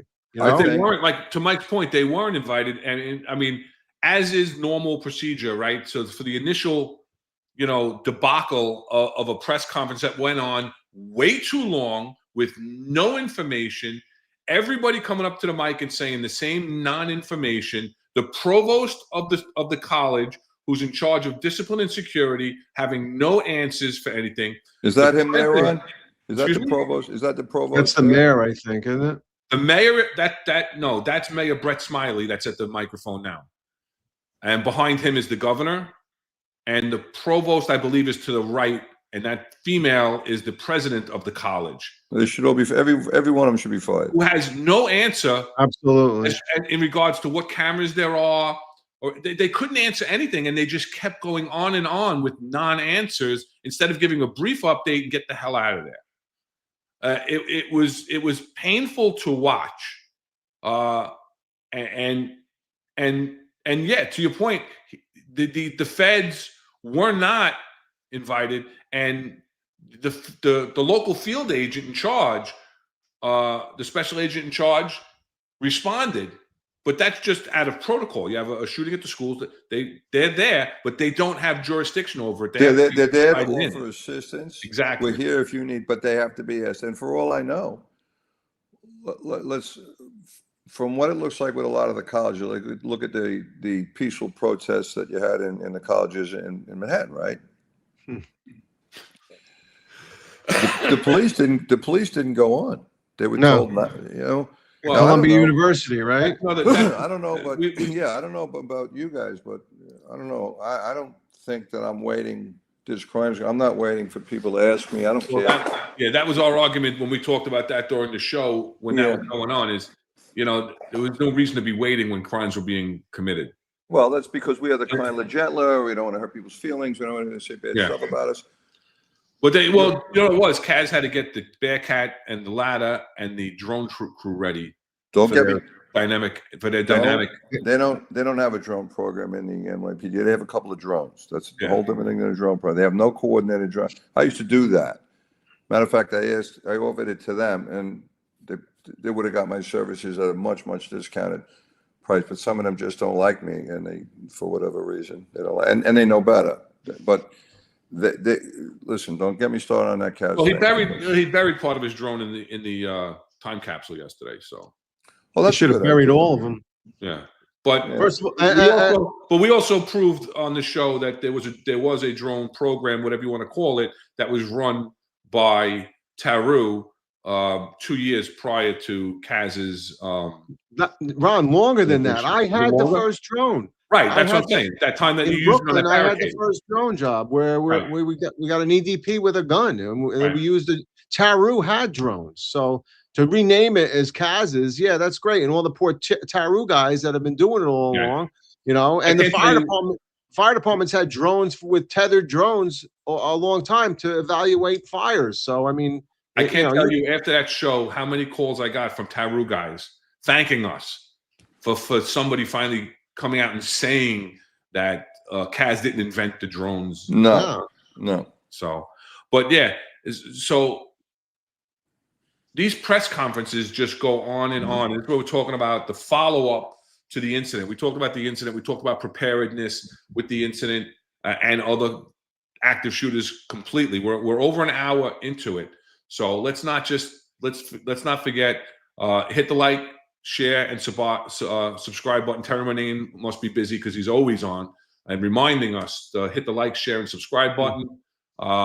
Shout out to Terry when he watches the recorded episode, but hit that like, share. He did that this morning. He did that this morning on John's. On all our shows. He's very good. We have over 530 people watching on all different platforms right now. Follow us at Exec Perspective on X, and you have the finestunfiltered.com. Get on that website, check out everybody, and we'll talk about a little bit more after. But these press conferences. That was a disgrace.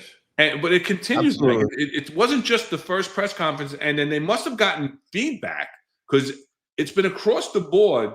People talking about the how atrocious these press conferences were and how ill-informed they were, and they appeared to be. But it just goes on. And let me know what you think about this portion of this press conference. In custody, how you all are working together to garner that information. Custody is the wrong word. Someone being detained, rather. Correct. And so, someone being detained, it led us to that point. What did he say? The wrong word? She used it. The reporter said that you have a person in custody. This is when they had the person of interest in custody. And the state attorney general, who's been, besides the colonel, speaking a little too much at these press conferences, because really why? You're not taking this investigation. It's not a police-involved shooting or anything like that. But saying custody is the wrong word. But he said it so loud that the reporter heard it and corrected herself. Now, I don't have a problem because people are kind of taking a shot at Colonel Perez on that one. That one I'm not going to put on him because he didn't say it. But And who is it really an issue? Who gives a shit? Well, what's going on? A word? That, and also, where's the confidence in your police leadership that you have to lean in and feel that you need to correct that? Well, I'm listening to him speak, and he don't speak well. He's not a good public speaker. No, and this was brought up last night on the 10-4 Tavern with Pete Faselli and Tom Joyce, and Pete Faselli brought something up, and they said this is a perfect example why, and their guest brought this up, who was a retired lieutenant from Tom Monahan. Tom Monahan, right? Yeah, good man. It was a great show. Recommend go back and watch the replay on that. But they brought up a great point of public information officers and the use of someone that can articulate in front of a camera. And it also, when you're the boss, it's hard to say you don't know or you don't have the answer because it makes you look incompetent. Whereas if you're a sergeant, lieutenant, cop, detective, whatever, and you're that point person, you're that public information officer, and you say, I don't have that, I'll get the answer and get back to you, it's acceptable.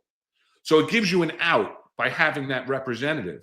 When you put all the principles in front of the camera and you don't have answers, everybody just shakes their head and goes, what is going on here?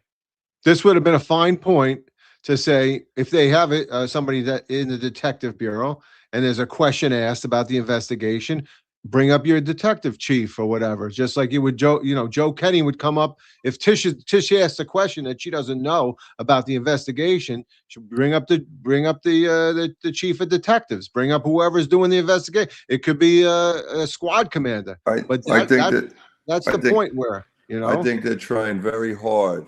Right. They're trying very hard not to say, we don't know what in the name of God we're doing. We don't know why there's no cameras there. We have no answer for that because there should be. With all the money they pay to go to that school, right? We don't know why our police didn't, hold everybody. We don't know why the FBI wasn't invited. We don't know what we're doing, basically. we don't know whether the shit will go blind. We got caught with our pants down. Obviously, there's a lack of preparedness there. There's a lack Mike, of what they should have done then, Mike? They should have stopped they should have gave out the information. Hey, everything we're presenting is preliminary and subject to change. Blah, blah, blah, blah, blah. Thank you. And we'll be next press conference will be in 5 hours. That's it. Exactly. And that's the stock line that we were given when Bratton pushed down, because Kelly was the voice of the NYPD. And then when Bratton 1 came in, Bratton said, or Bratton 2 came in rather, Bratton said, I want my police commanders to stand in front of that microphone. You're the ones that have the knowledge because it's in your geographical area, whatever the case may be. And we had people from, DCPI, right? DCPI that would come out and brief us. And to this day, they still say it, that all the information we're giving is preliminary and subject to change. It's a stock line that we put out in the beginning. And it's true. But now, to another point, though, Jay Ramming is saying, how about the feds giving the person of interest information, destroying this young man's life, and he wasn't even the guy? I don't know if they gave out his name, but I didn't see that. I didn't see that either. But I will say that rather quickly, the FBI ruled him out. So to their credit, the same day a tip was given, they acted on a tip. They supposedly had enough information from cell phone, pinging his cell phone that he was in the area, followed him to that hotel, took him into custody, but they were able to rule him out. Listen, these things are fluid. These things happen. And this is gonna happen. You're gonna get people of interest. That's why he was a person of interest. He wasn't arrested, right? And they conducted an investigation, and now he'll sue or whatever the case may be. But I don't know that the feds gave his name out. If you did hear that, I didn't hear that. I didn't hear that, and I never heard them call him anything other than a person of interest. Right. And then Master Payne 003 wants to hire you for the communications guy for this case. And then Hard X Core, a good follower and supporter. Reminder, we had Marble Mouth Tariq cosplay Shepard at the mic for us for a while. That's when he would show up. He showed up with full ESU. He's the DCPI, and he's got the helmet with the the faceplate up, and it was interesting. Could have been worse. Yeah, He could have been. Tim He could have been, Acosta, how you doing, my friend? circle back. He could have been circle back Saki. Yeah, he was wearing a friggin' disorder control helmet and a plate carrier. Like he wasn't even really, he's trying to pretend he's at ESU. Yeah, great guy. So Hardcore is saying that they leaked it to John Miller on CNN. So with his name and picture. So yeah, inappropriate. 100% inappropriate. Anybody that leaked that out, that's a lawsuit right there. That's defamation because he was only a person of interest. And you know what? Shame on John Miller for putting that out there because he knows better. He's sharp. Absolutely. Yep. That's what that is John Miller playing to CNN and giving them the script that they want and not really. We know John Miller has a good investigative background, has a lot of knowledge in counterterrorism. And for him to say that and do that, then it's just placating to his new job. So he shouldn't do that. I don't know. From what I know of him, he's a decent guy too. So. Yeah, absolutely. This is the old man. This is the old look. I got connections. Look what I can get. Give me a raise, right? Kind of thing. Yeah. Just a point of just for one thing, something just popped up in the studio here. So if we're having any difficulties, just somebody in the chat throw it out there for me because something I never saw before about delays with some AI something. I don't know. But yeah, so then they released the POI, and let's hear about this and let's take a look at this one. Person of interest that they have now released is not the person in this video, the video that's been seen all around the world showing a person leaving the scene of the shooting on Saturday afternoon. The AG said while there was some evidence that justified detaining this person, recent evidence and lab testing from the scene is pointing them in a different direction. Providence's mayor, Brett Smiley, says even though the murderer is still on the loose, they are not reinstating a shelter-in-place order that was lifted just before 6 a.m. yesterday and are now instead increasing the police presence. We will be releasing the person of interest who had been detained earlier today. We know that this is likely to cause fresh anxiety for our community. And we want to reiterate what we said earlier, which remains true, which is ever since the initial call, now a day and a half ago, we have not received any credible or specific threats to the Providence community. Now, the chief of police here in Providence says a tip led them to the now released person of interest, reportedly a 24-year-old man from Wisconsin. The FBI helped locate him at a hotel 20 miles south of Brown University in Coventry, Rhode Island, where he was detained on Sunday morning. Investigators also admit this video of the person of interest is the best video they have of the potential gunman. They don't have video of the gunman's face. The AG says there was not a lot of cameras inside the engineering building where the shooting took place because it's an old building. Meanwhile, the community here holding a vigil for the 2 students killed and 9 others wounded in Saturday's shooting. An old building. What does that mean? You can't put you can put cameras in any building nowadays, right? There you go. How does that work? An old building. I guess that's another way of saying we messed up. We didn't want to spend the money on that. Yeah. We needed it for our teachers, the faculty lounge, and all this other bullshit. Well, they're gonna have to. Listen, if they're listening, I work with guys doing that kind of stuff. I can design it for them. I can make a fortune. I'll fix their system. You should. They need it. Well, let's hear what Colonel Perez has to say about the cameras. The video that we showed you came from inside the building, and that's all we had at the moment. That's all we have at this moment. Correct. Inside the engineering building, though? I'm sorry? It's from the outside of the building. From the outside, so do you have video from yes. inside the engineering building? Both inside and outside. I'm sorry, just outside. That's all we have, not inside. No. I'm sorry, just outside.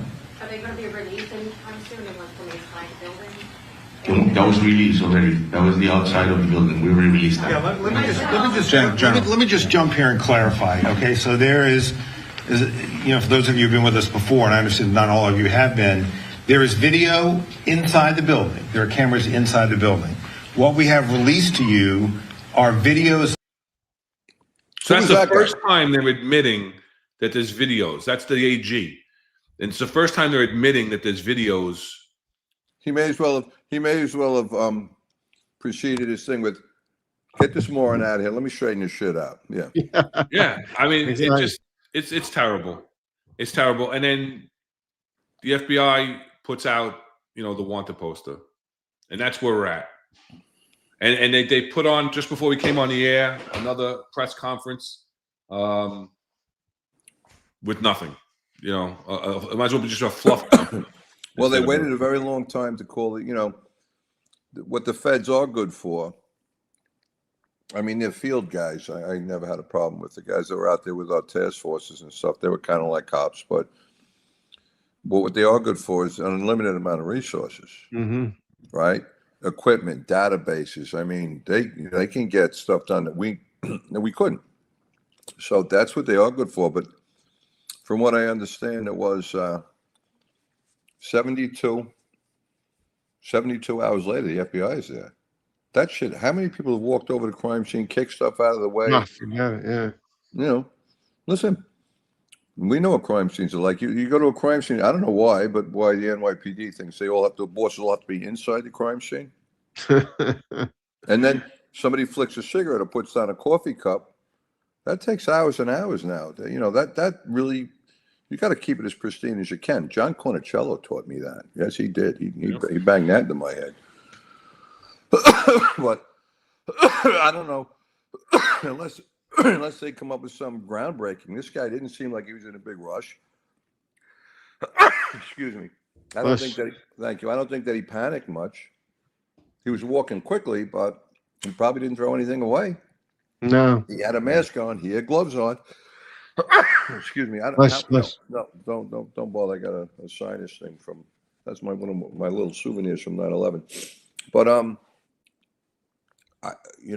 what are the odds he made a mistake? And if he did, what's the odds of it being, worth anything? After 72 hours, it's been out there snowing, raining, and everything else. What's the value of it at this point? Well, and then you're going to have the integrity of it. How do you know it's him? It's 72 hours later, right? No, there's too many variables. If you're not there and you're doing it right away, obviously they had no protocol in place. No. They weren't prepared for it. No. I remember when I was on the job, there was a female inspector who became a chief. She actually drove through the crime scene, and there were like shell casings stuck in the tread of her vehicle. We're like, really? Come on, That was the I had that happen. That was the Robert Chambers thing up in the park. That's right.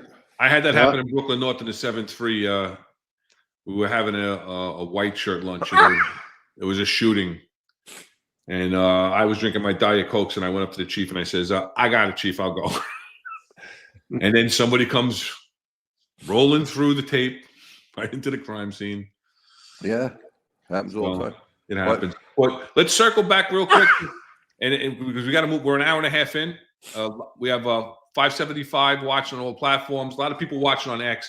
If you're watching on X, if you can flip over to YouTube, it's a lot easier to go on the interactive chat. You can interact with it. We like to bring the chat in on the conversation as often as we can. I mean, we're not as much as normal because we have we got a great guest right now with Chief Marino. So just jump over onto to YouTube if you can at The Finest Unfiltered, and join us in the chat. That'll be great. But just to circle back before we move on to Australia. Wait, look at this. What TC said. Do you see what he says? He says, "I love crime scene tape. People think it's the finish line." Yeah, that's good. But that's so true. Just to get back to what we started with, really go full circle about preparedness. There's a lot of comments about preparedness. We spoke about it. We all spoke about it. We spoke about, you guys spoke a lot about what goes on in Florida and how they're really, really well prepared. There are some places here. My kids' school is well prepared. We have good security and private security, but it's true. My daughter's a school teacher. They don't do, active shooter or anything like that. They teach them to shelter, but not really drilling things into them. But let's hear one comment from Mayor Smiley that really, to me, brings this home.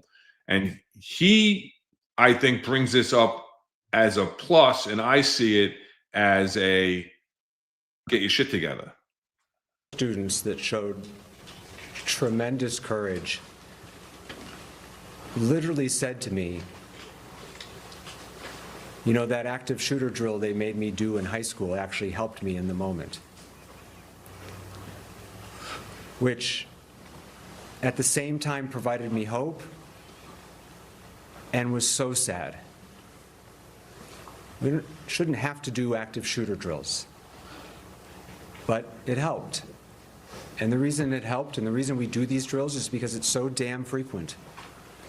And so there'll be plenty of time, at least from my office, and I don't speak for any of the other public officials there. They're welcome to share if they so choose. There'll be plenty of time to talk about what advocacy and policy changes should be made.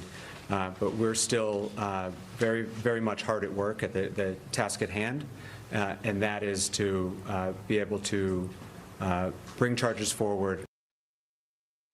So basically, we don't know what the hell is going on. We don't want to hurt anyone's feelings. Let's just hold hands and sing Kumbaya. That's exactly it. Yeah. Even then, he's saying, this girl says that it probably saved my life. And, well, we'll see how it's going to fit into our... And, it's a shame we have to. The world is a bit... Yeah, you should be able to run through Central Park if you're a girl in hot pants and hold the top at night. But in a perfect way. But if you do it, you're a moron. Yeah, well, I also think, like Uncle Luke says earlier with the super chat, right? That's where they start pushing the gun control and the 2A. That's where that's setting into that. And also think about what he said. He said she said when she was in high school, dude, she's in college now. What are you doing? That's what the high school did. So the high school prepared her, and you just let it go by the wayside. So where's your preparation? Nothing. I tell you what, there is none. And he kind of highlights it by accident. He may as well just say, I'm a schmuck. Right. Because he's a schmuck. Yep. He's one of those feel-good guys. It's a shame we have to do this, because it's so bad. Live in the world. And just say it was Florida, where, by the way, everybody's got a gun, if you're smart. I have more guns than ammunition and God. But what if, say, the teachers were armed? All right, the teacher that refused to say what he heard the guy yelling. What if he pulled out his weapon and whacked this guy? Or at least disabled him or scared him out or whatever happens, right? How many people got shot there? A lot. Two dead, 9 injured. Yeah. I mean, and I guess it's an acceptable loss. What do they got? If they got 10,000 students, it's only 11 people, unless it's your child, Rob, right? Yeah. And I mean, that's an unacceptable loss. Who said it? One crime is too many. I think that may have been Jack Maple. Mm-hmm. Yeah, he was. One crime is too many. So, and it is. And if that's your child, I mean, I don't know. I'm hoping that everybody's, and even the kids that are probably traumatized right now, who they let go, and they shouldn't have. Why don't they lock these people down? The crime scene should have been locked down, kept pristine. As much as an inconvenience as it might be, there was 40 students in there. You all got to stay till we talk to you. It might be a couple hours. Go send out for McDonald's or something. Feed them and separate them. And not only that, Mike, they sent them home. They canceled finals and sent them home. Yeah. Well, they were traumatized. They needed some crayons and stuff because I mean, it's got to be a horrible experience. I think one of the girls in that school had lived through Parkland. Yes. The Parkland shooting. I mean, can you imagine twice in one lifetime you got to go through this shit? Forget it. You go to Rhode Island, of all places, thinking you're going to get away from it, right? Well, Rhode Island. Like I said, the 111. Rhode Island's but Rhode Island is a liberal leaning, in New England. They're not going to have metal detectors in the schools. They're not going to have armed officers if they can avoid it. You know, because it hurts people's feelings. Well, those of us that have to live in the real world, not like the, you know, I don't. It's a whole separate issue, but like, you know, Rob Reiner and stuff. What a shame that was. What happened to him? Terrible. But this guy was a very liberal guy. But he grew up. His father was coal miner. He grew up as a millionaire. Yeah. He doesn't live in the world. You know, I guess when you live in a whole make-believe world, it's easy to say what should be, and in a perfect world, and we all help each other. In our world, you got to protect your shit. You got to protect yourselves, and I expect the people that we pay taxes to protect my children. I'm so happy when I go to the schools and I see the armed officers and that they know the kids' names, and they're armed to the teeth. And I never saw any kids looking intimidated or traumatized by it. They all say, "Hi, how you doing?" And the guy knows all their names. Right. Same thing at my kid's school. No, he knows every the regular guys that are there know every kid. Fist bump them every day going in. Yeah. High five them coming out. Yeah. They know everybody. The kids all know them. But listen, we're an hour 36 in, and we still have a lot to talk about with Bondi Beach in Australia. So, anything else on this before we move forward? Because we got. I think we beat it to death. I think so. Yeah. I think so. But you know, listen, it's a tough topic. It's a tough subject. It's something that unfortunately we do live with, and you know, we got to move on. Because Mike, another thing, you know, if we go too long and we come up on the 3-hour mark, Mom starts texting me that it's Survivor time, and we got to wind it down. You're deep shit. Because even though I'm she's number one fan, and I'm her baby boy. I'm the baby of 4. And but Survivor does trump us. Listen, so don't mess with Mom. Whatever you do, don't mess with Mom. Survivor trumps us. But let's move on now. Let's go across the pond. Wait, so I always wondered, Mike, why Ron wanted to do the podcast at 5 o'clock and not do it later. But now I understand.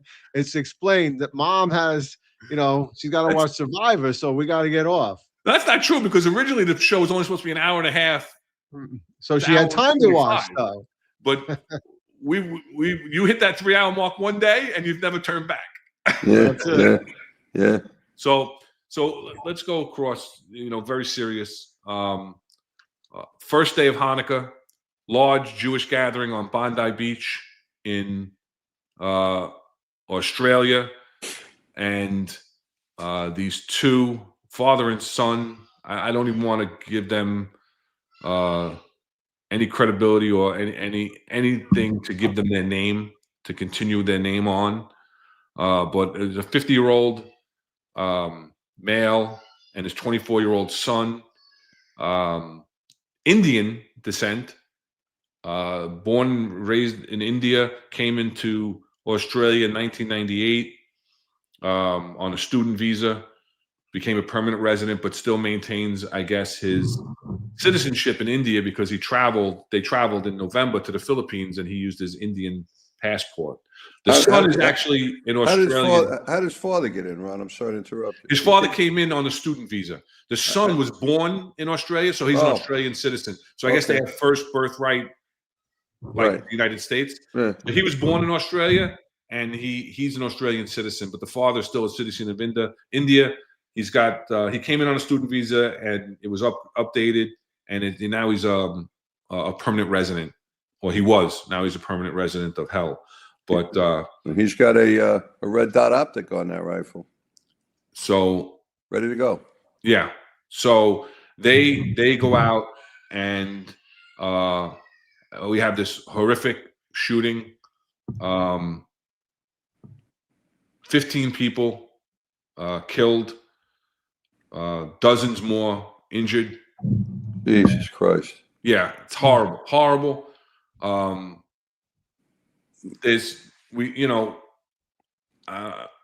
We titled the episode, you know, questionable response, right? Let me bring that up. Let it go. If you know, Ron, how long? What was the time duration of them discharging their weapons? Yeah, you know, we haven't gotten that that's one of the things that they haven't given out a timeline. Seems like a lot. It seems it had to be a long Well, time. yeah, I think some witnesses said 15 minutes, so it varies though, but I don't think the police department in itself hasn't given out specifically the timeline, and then they talked about, well, and we'll talk about it, I guess, in a little while, the deployment on, who was at that detail. Like, if you had some sort of detail where there was going to be a large gathering of people, you'd have cops posted there, but I think the cops were just there basically like almost like a directed patrol that they were going to walk up and down the beach here and there. So I think it was. Rob, I have an impression. I could be wrong. There was only 2. Right, correct. But I don't think they were No, permanently they weren't even assigned. assigned. They were mobile. So they Special were up attention. and down. Special attention. Yep. I don't Yeah, know. In this climate, in this political climate, I don't know. And it's a Hanukkah celebration. I think I'm going to be a little more cautious than that. Yeah. I mean, I don't think you have to have specifically intel that there's a threat. I think just based on that would be like telling us on New Year's Eve, oh, we have no credible threat, so we're not going to deploy police. No, we know that there's a potential for that threat because of the gathering, because of the actual, deployment there. So I think they should have more personnel. I think prudence mandates it. I'll bring up the video. I was going to bring it up a little after, but this is the video where they're asked about it and they talk about deployment in their press conferences.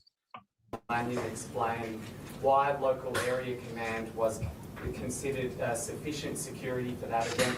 Commissioner Lanyon, you just observed that they only had pistols.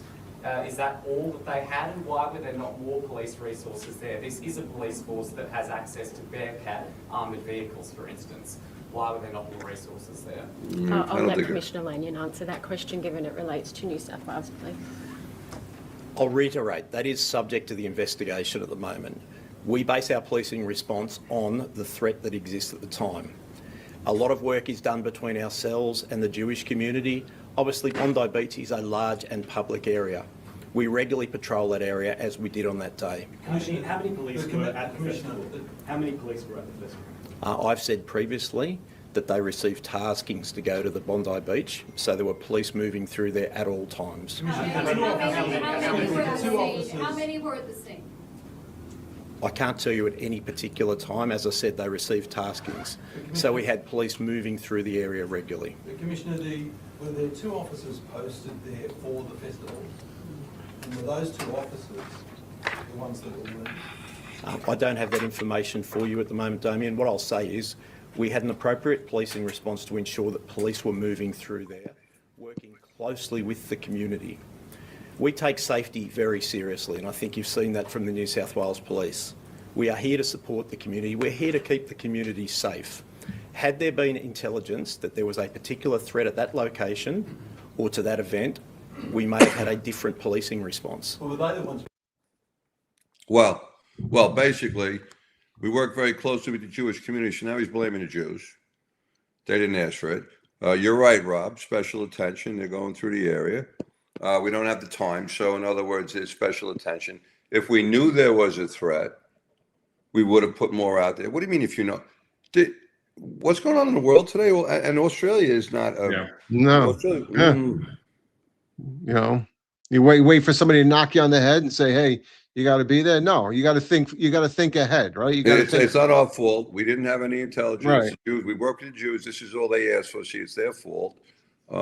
They can't tell you how many police were there. They talked about the Bearcat. Who would...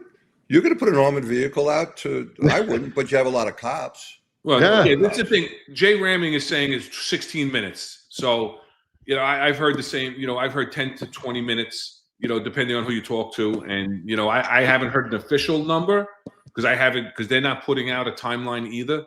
Everything he keeps referring back to the investigation, internal investigation, and their version of the JTTF investigation. So Jay Ramming is saying 16, so you probably heard it somewhere. But yeah, like to your point, Mike, that what's going on today, and Rob, same thing.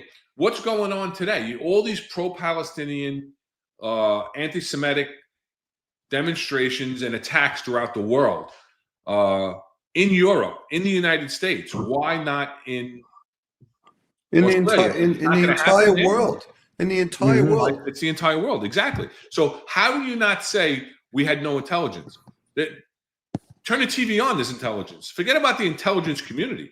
Turn the TV on, you have enough intelligence to know that if you're going to have a gathering of hundreds of Jews celebrating the first day of Hanukkah, it's not a day that you don't know is coming. It's not an event that you don't know is coming because they had taskings, which like we called as directed patrols.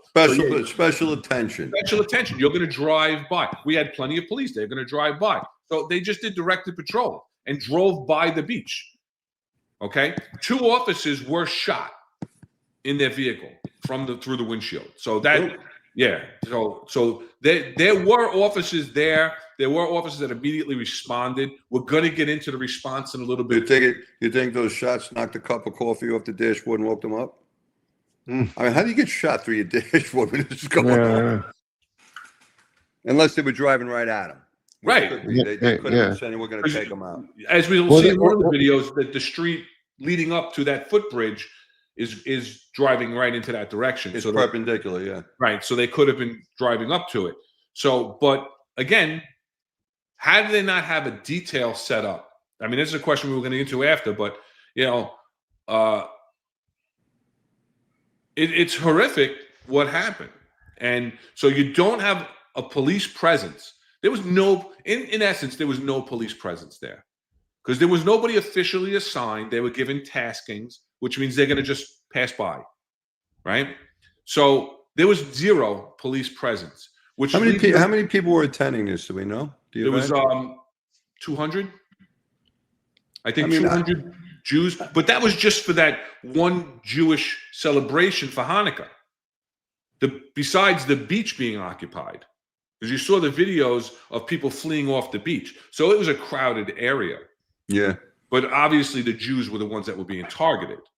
Yeah, and those directed patrols may be just part of their special attention to the beach every weekend. I mean, not given anything extra.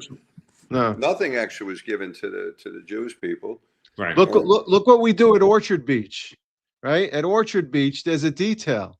There's a whole summer detail. Coney Island, all of the beaches, Rockaway, right? Manhattan. Yeah, Beach. and what? There's no intel about anything going to happen, but there's a large gathering of people, and there's a vulnerability.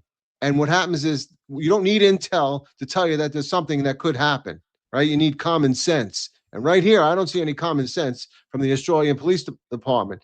I mean, just thinking ahead, right? I see a large group of people celebrating a religious holiday, and we're not going to we're going to have 2 cops driving in a car back and forth. I mean, it's just common sense here. You know, I don't know how many times we've been on details, small little details, and we put up counter sniper teams. We take the high ground. Well, I think if it was here, I think they would have sent either the glorified task force, the SRG. They don't have it anymore, but the task force, or maybe counterterrorism, who they pay these guys. They'd be out there with the big guns, right? Yeah, and you can't tell me that's not a deterrent. I don't know if these guys wanted to give up their lives, if they're willing to. If they are, there's nothing you can do. They're just gonna hurt people till you take them out. But I don't know. Most people kind of want to do their damage and then go home in one piece, or try to. I think if we would have had play like a counterterrorism response to whatever they used to call that team, and maybe this doesn't happen. I don't know. But this directed patrol, which is that's the biggest jerk off job. Yeah, special attention. Some of us would get those things. We wouldn't even go by. Just write it in your memo book. You went NVO, no violation observed. You know, right. Yeah. So I don't know. So while this happens, we talk about the police response. We talked about we talked about the deployment to this event, right? And we titled.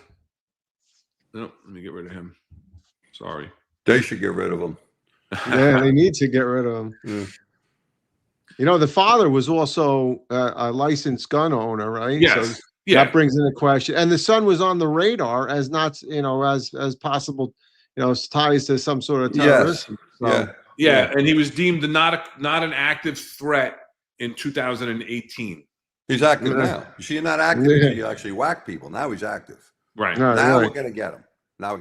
So now, who died, the father or the son? The father. The father died. And Yeah. the son is in critical condition. We're going to get into that in a minute, and we'll get. We titled the episode "Questionable Response to Active Shooters." Yeah. Because in both instances, we have a lot of questions that need to be answered. This photo was used in our thumbnail because these two officers are being accused of freezing up and not taking action. We'll get into that in a little bit. So let's hold off on the comments on that. But we'll talk about that. Yep. Because I have a different take on it, whatever the case may be. But we do know from video, because this is one of the things that there is a ton of video from a ton of different angles that continuously gets uploaded to the internet. A lot of it, Mike, just so you know, we can't use on YouTube because we'll be taken down, we'll be demonetized, but we'll also be taken. They'll take the video down, and then we have to edit out any violence and redo it. So there's a lot of really good video. When I say good, I don't mean positive, good things happening. I mean, there's a lot of probative, as we would say in the police department, right? Evidence-bearing video of going on and things that happened. And so, are you guys like chatting about me over there, back and forth? No, not at all. No, let's get him. Let's cue it up.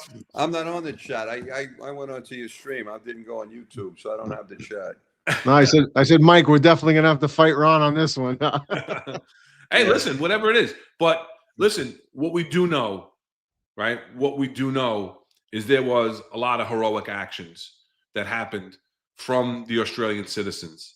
And they're pretty brave people, I got to tell you. We're going to show a couple of those videos because this is happening as the shooting is occurring. And so the police are responding because you hear the sirens in the background of one of the videos. And actually, one of the other videos is a videographer or a reporter who comes out of his residence because he hears the shots, starts filming and starts approaching and gets pretty close and videotapes a couple of officers. But we'll get into that in a little bit. But let's just take a look at this. This is an elderly couple that see them exiting their vehicle. Well, it's the couple that goes up to them. Yes. Yeah. They both get shot. So the elderly male tackles him down to the ground, right? Boris Gorman can be seen wrestling what appears to be the gun away. And he gets the gun away from him. And his wife, Sophia, runs up. Now, mind you, he's 69 and she's 61 years old. And you see everybody else is running away because they already started shooting. And then the camera catches him with the gun. That's the Gorman with the gun now. And the father gets up and starts walking away. And there's an ISIS flag in the window. You see that? Yeah. And then this is the second video. We're going to show it again. But that's another man that tackles him down because he was able to recover his weapon. But he doesn't shoot him. Right. And there's interview of this individual. And then that's when he gets visited by the prime minister. He gets shot, though. Does he get shot by the police? No, he gets shot by the son who's up on the bridge. The footbridge. There's other video of that. I actually watched the video of him taking cover behind the tree with another male, and he still has the gun. And he's explained that he's never held a gun in his life.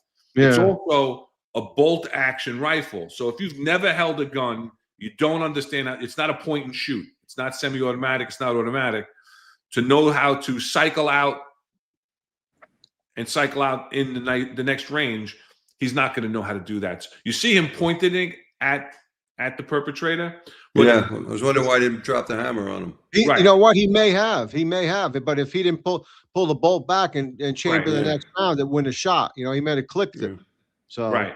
So the tragedy, the additional tragedy to this is you have a 69 and a 60-year-old man, Boris and Sophia Gurman, who see him starting to shoot into the crowd as they exited their vehicle. I'm guessing that that's probably a Tesla that took that video because it's got the front and then the rear view, right? Because the Teslas have all the cameras around them. But a 69-year-old male wrestles the gun away from this perpetrator. A brave man. And unfortunately, from what I read on the reports, are that he took out a handgun and killed both. Both of them. Both of them were killed. Yeah. Their bodies were later found in that location, laying on the ground by the car. And he recovers the long arm to continue the carnage. Yeah. Yeah. So as he's continuing, now you have Ahmed Al-Ahmed, who's a Syrian-born Australian. And this is the video that everybody has seen. Let's take it's a closer look. You saw the hero do his thing. Oh, yeah, I did. Yeah, and I actually thought, because while he's holding the gun at him, I thought he'd putting his phone away. Yeah, and then bang, bang, bang, the guy on the bridge. So then you realise there are two. The one in front of you and another one on the bridge. That's right. He was in mode, this bloke. Like he was, as close enough to me, he was angry, Rizzo. Shooting at him, yeah. So... You could see it on his face? You could. In his eyes? Hmm. Yeah.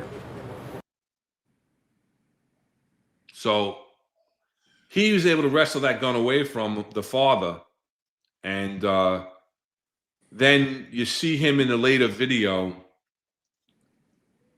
You see him get shot in the arm from, I guess, the son up on the bridge. On the bridge. And I'm hearing that he's not even he wrestled that gun away from the terrorist. He's not even Jewish, right? He's a Christian. So no, he's not a Christian. He's a Muslim. I don't know. You sure? No, he's a Muslim. Is he? Yeah? I'm positive. He was wrongfully identified as a Christian, Masonite Christian or something. He's got a Muslim name. Yeah, but it's his family has dispelled that, and he's been confirmed to be a Muslim. Yeah, and he called them terrorists or something too. I mean, he pretty much, came down against terrorism, and he's a Muslim. I thought he was too, Rob. I thought he was a Muslim. Also. Yeah, I got the same feeling. Yeah. No, but it was definitely reported that he was a Christian. You know what that exemplifies right there: run, hide, and fight. Right. So some of them ran to get away, some of them hid, and he saw the opportunity to fight. Right. He's a brave man. Very brave. And he said to his brother, because you see in a different angle, a different video. And again, I couldn't use. I might not make it back, he says to him. Right. I may not let them know I went down fighting for this. No, it's good. And then he waited for him to fire the gun because I guess he had seen that there's a slight delay in between the rounds. He waited for him to fire a round and then attacked him. He said he thought the guy was reloading, and that maybe explains the bolt action. He wasn't sure. He thought he was reloading. Yeah. Right. So, God bless him. There's also information that came out today about a 14-year-old girl. This girl, her face is it's blurred out because she's 14 years old, but she was shot, right? So the teenager who was struck by a bullet laid down over two young children whose mothers were murdered in the attack, thereby saving their lives. Unbelievable. So a heroism from a 14-year-old girl as well. So then that'll give you goosebumps. Yeah, it's just, extraordinary things that happen. And then you have. You know what, Ron? Yeah. You know what, Ron? It does seem like it was going on a long time. And, I don't know. You know, we all have different thoughts about stuff like this. And honestly, I can think back to a couple of situations where I thought the people that worked for me, because we were all there, and I kind of got left in the dust, and I got a little mad that almost to me like they were cowardice, but nothing really says you have to lose your life. But still, that's your job, and people depend on you. You know, I don't know. Well, we'll get into that. We're going to get into that in a minute because I know where you're going with it. Yeah. But we'll get into that in a minute. I'm just trying to load up a few things. Okay. If I bring it back to New York City, and our response time right now is about 16 minutes, right? Because of the minimal amount of people that are on patrol. You think about something that happens in New York City now, and you did disbanding SRG, and you're cutting everybody else. You could see an event like this happening in New York City where the response is going to be very slow and not as fast as you would think, especially when you talk about the third platoon or the first platoon. You know, Yeah, so, but you know, Rob, it would have been policed better. I believe it would have been. If we're all there, you know what's going on in the world. That's special. That's not special attention. I might even have called you and said, Rob, can you do me a favor if they're not doing anything? Could you maybe have a truck like sit there, you know, for a couple hours with the guys with the helmets and the guns? Yeah. You know. We've done that too before. I know. Well, first, we've done it it could be a Hercules deployment where they sit there and stay there for the time. We've done that. Or it could be, we've done it with regular ESU guys from the truck. You have the Atom car sit there for a little while, come out with your heavy vests on and helmets, and also come up with meet up with a K9 or whatever. So that's been done before, and it's not a big deal. Oh, and dogs would have been great for that. Oh, well, you're right. Yeah. So what happens next is we have a detective, and this picture comes out, and it's a little blurred picture where you see the red circle. And this guy's 130 feet away with a 9mm pistol. Holy shit. And then there's video of the exchange of gunfire. He's under fire from the perpetrator while he's taking the shot, and he actually hits him twice, not once. He hits him once, you see him go down, he gets back up, he bears the firearm down on him again, he hits him a second time, that's when he kills him. With a pistol. There he is. Yeah. There's a clear 100 picture. feet. 130 feet away. Holy shit. They say, once in a lifetime shot. Right? So he's another hero. This detective. It's like 40, 50 yards.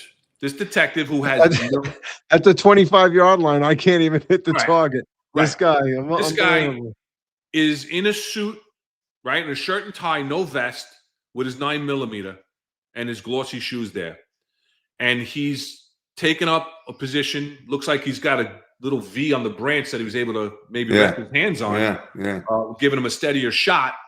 But God bless him, he was able to stop the threat and take them both down. So what a shot. I read that they're running the ballistics to make sure to confirm that it's his weapon that actually did it, because there were other officers that were engaged in gunfire. But it's believed that he took them down from 130 yards away.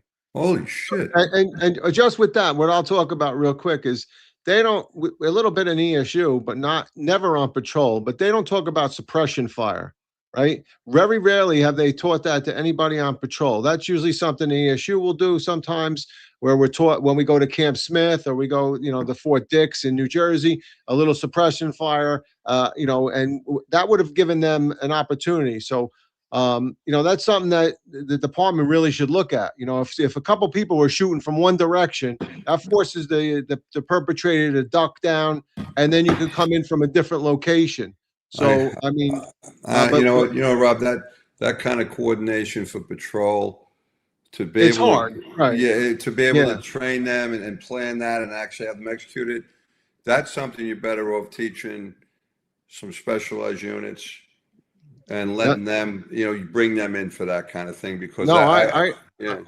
I agree, Mike. But the thing is like, ESU is not right out there. Patrol's out there. So if something like this in an open field, I mean, we don't even teach open field, right? There was No. times that ESU would do tactical trainings out at Floyd Bennett Field where there's a big open field and how to, let's say, a perpetrator's laying in the ground, how to spread out, how to attack that situation.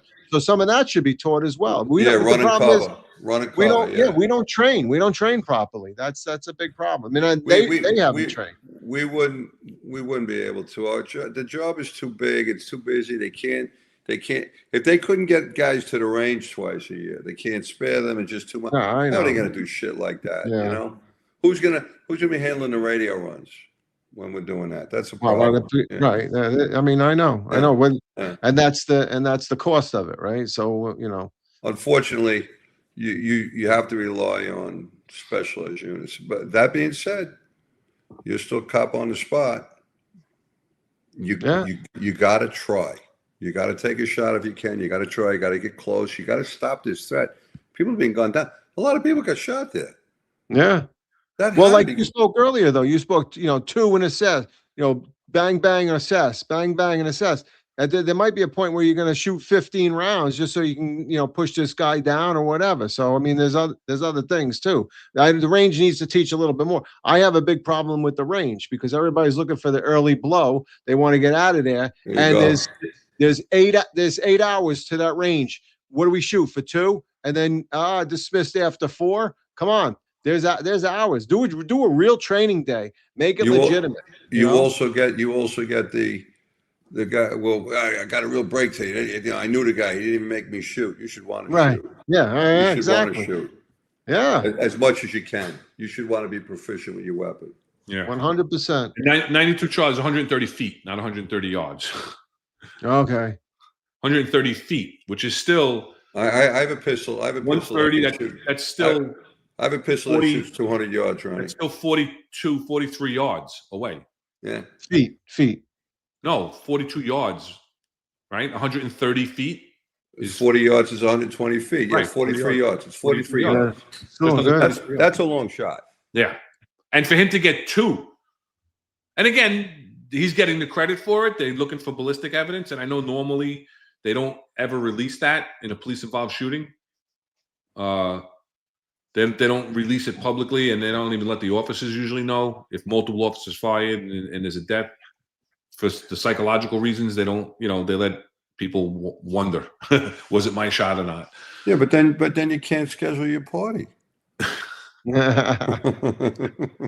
They all get the standing ovation at the Honor Legion. That's right. Well, for taking those shots from that distance, if I found out that it was another cop, I wouldn't tell him. I'd still thank him for taking those shots at that distance, bro. He did a great job. So what follows after, and is to be expected. A lot of chaos, right? A lot of chaos fights. So now both perps go down, and there's a lot of chaos. So let's take a look at some video, because there's another male, and I can't show the video because he winds up getting shot. That once the perp goes down, the perps go down. It's a male, dark-skinned male, comes up wearing all black, and he, checks to make sure that they're down, move the weapon away, whatever the case may be, puts his hands up because the police start shooting at him. And one report that I read that he was actually hit. So I can't show that video. I can't show that. And listen, it's understandable. A lot of confusion. It's a fluid situation. Seconds after the perps go down. And the perps were doing the bob and weave, right? They were doing the duck and pop up. So when the perp went down, the other officers, maybe they think that he's the one popping up now, and it's the same thing. Yeah, or maybe there's another one. It's really easy to Monday morning quarterback that, but when you're in that, there's a lot of noise in your head. And the timing is like seconds. But this is the aftermath. And then I'm going to point something else out. And there was another. We go into then the breakout of violence on the bridge. It was another crazy scene to get your head around. In such close proximity, You could see the scuffles going on as the He looks police like he and could be Arab. bystanders were trying to bring this gun. And he's wearing all black like the others. Yeah. So was that just chaos? He's saying, but Mate, it's the not police me. weren't there. They were torn. Well, he is, because if you look, right, so the police put him down.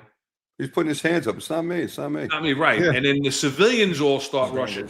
Yeah, they're kicking him. To the ground. Right. So was that just chaos? Mate, if the police weren't there, they were torn to shreds. And it's and the police, I think, handled that really well. You know what he said? If the police weren't there, they would have tore him to shreds. Yeah, yeah. Yeah. Did. And I guess at that stage, people didn't really. They let him go right away. Who else is, or is there anyone else? So that felt like the sort of culmination of it. But do He's you a big see? boy. Do you see the guy in the blue shirt and tie? That's Yes. just a. That's a detective. That's the detective that took the shots, and look at how poised he is to go up there and still try to control the scene. I'm amazed. Well, in my opinion, that scene is chaotic and Oh. it's not controlled at all. Because here's the thing. And it You gotta gets see- worse. I can't even show the videos, but it gets worse. No, I don't even think any of the police should have gone up there. First of all, they should have cleared it all. That guy could have had a suicide bomb vest on. Okay, we're talking about terrorism here. We're talking about other things.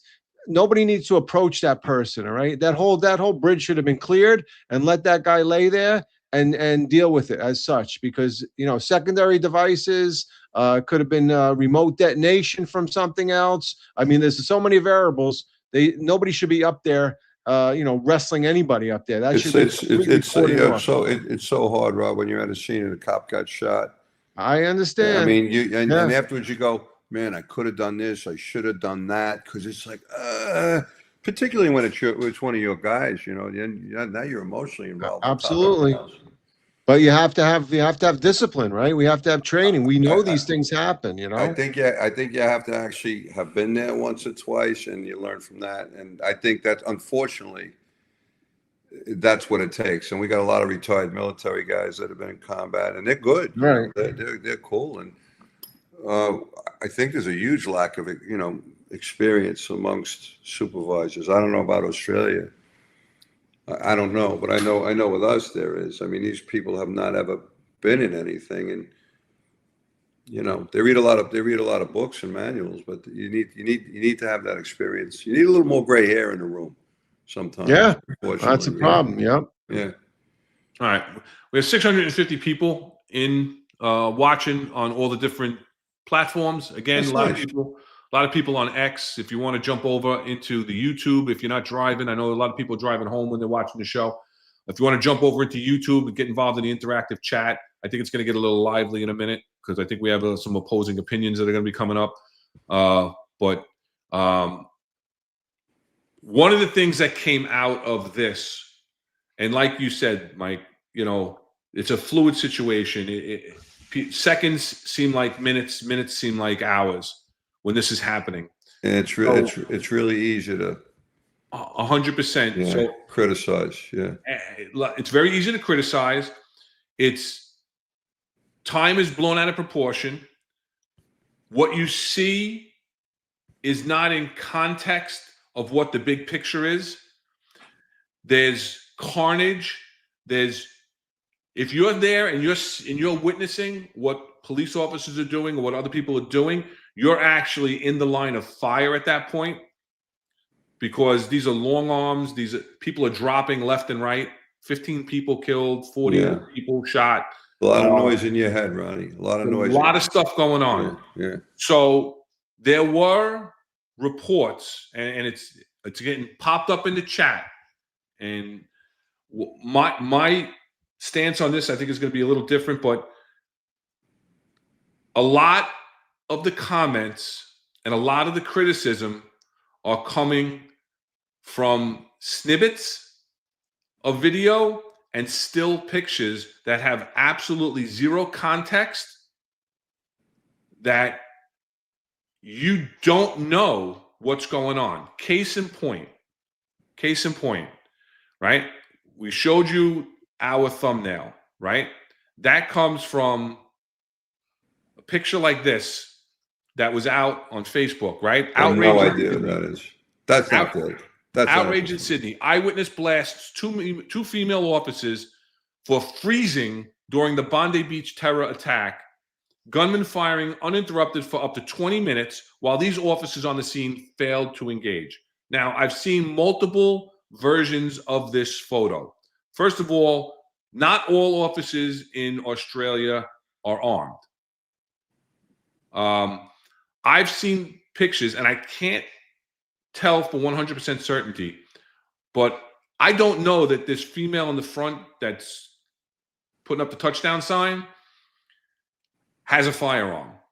Her radio is on her vest on what would be her shooting side if she's right-hand dominant, because the left side definitely has no gun. There's no gun belt on. But I've seen other officers there that only have a holster and wear the vest, and their equipment is on their vest. So listen, I'm not saying she's not armed, but what I will say is my take on this. First of all, we don't know where they are. We don't know if this is before or after the shooting. We don't know if this is in close proximity to the shooting. That could be a stock photo from a month ago. No, it's from the scene. Is it? Okay. Yeah, no, it's from the scene, but we don't know, right, at what point of the incident this is. Well, to me personally, she could be telling them, put your hands up because we want to make sure nobody has weapons, right? I think it's after the incident. You see the guy with the back to her. He's obviously, it looks like he has a backpack or a vest. The girl up, the policewoman on the bridge doesn't look like they don't look like they're under fire right now. No. And they look like they're engaging the crowd.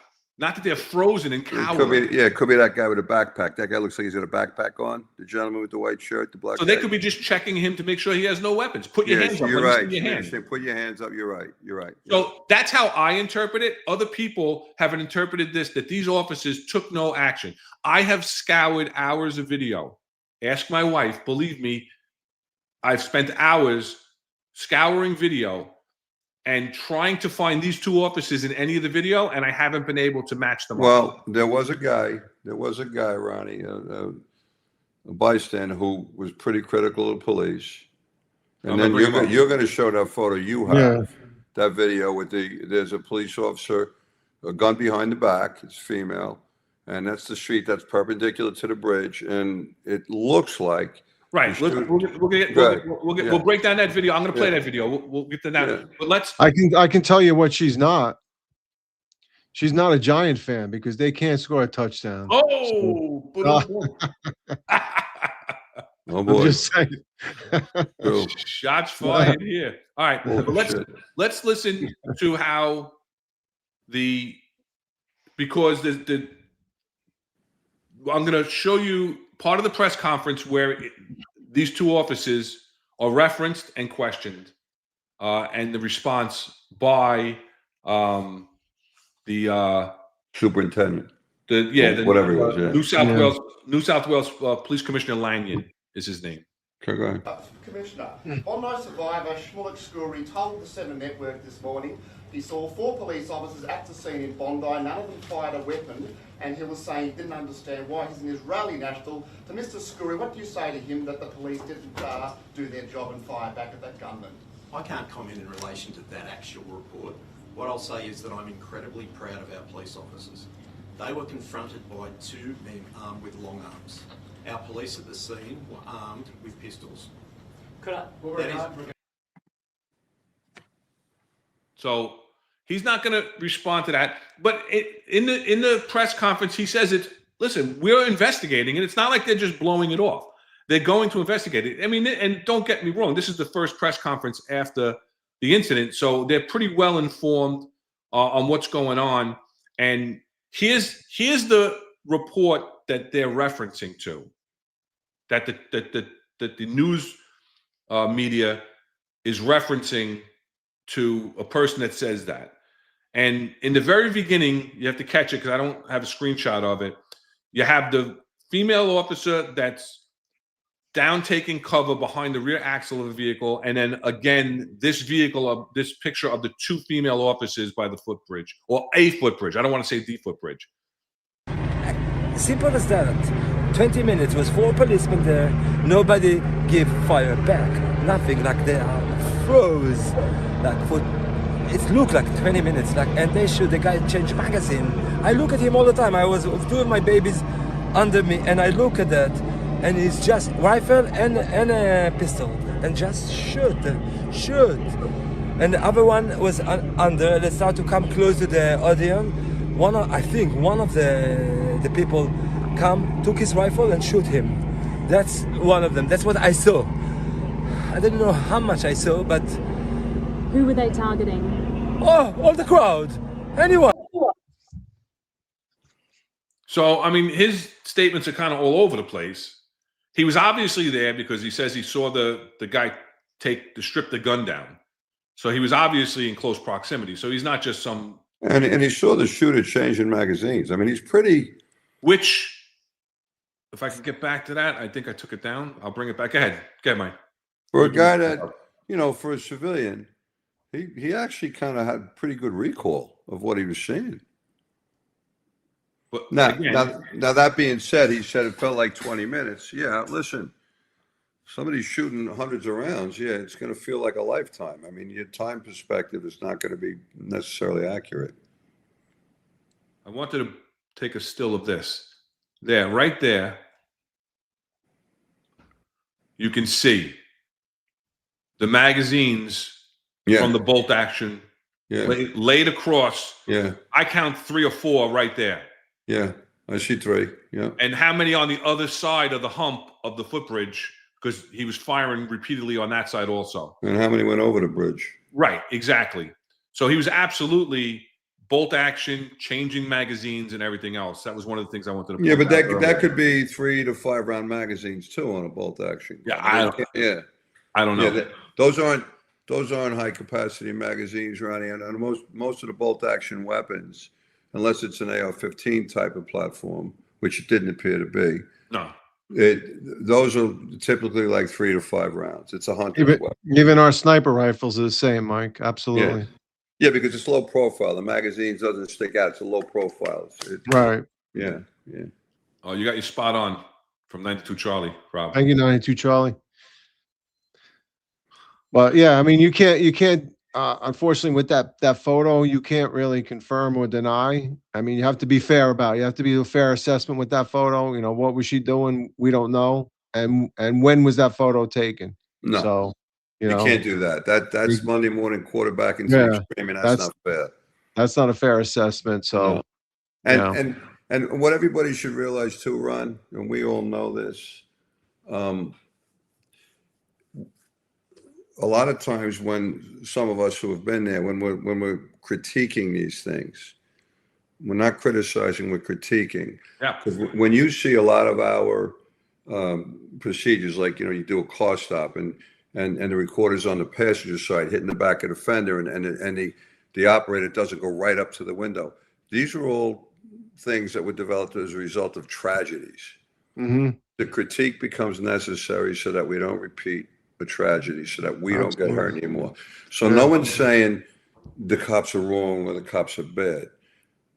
Maybe they could have done, and we say that because we want to avoid any of our people ever being hurt again, or any innocent people also. How can we do things better?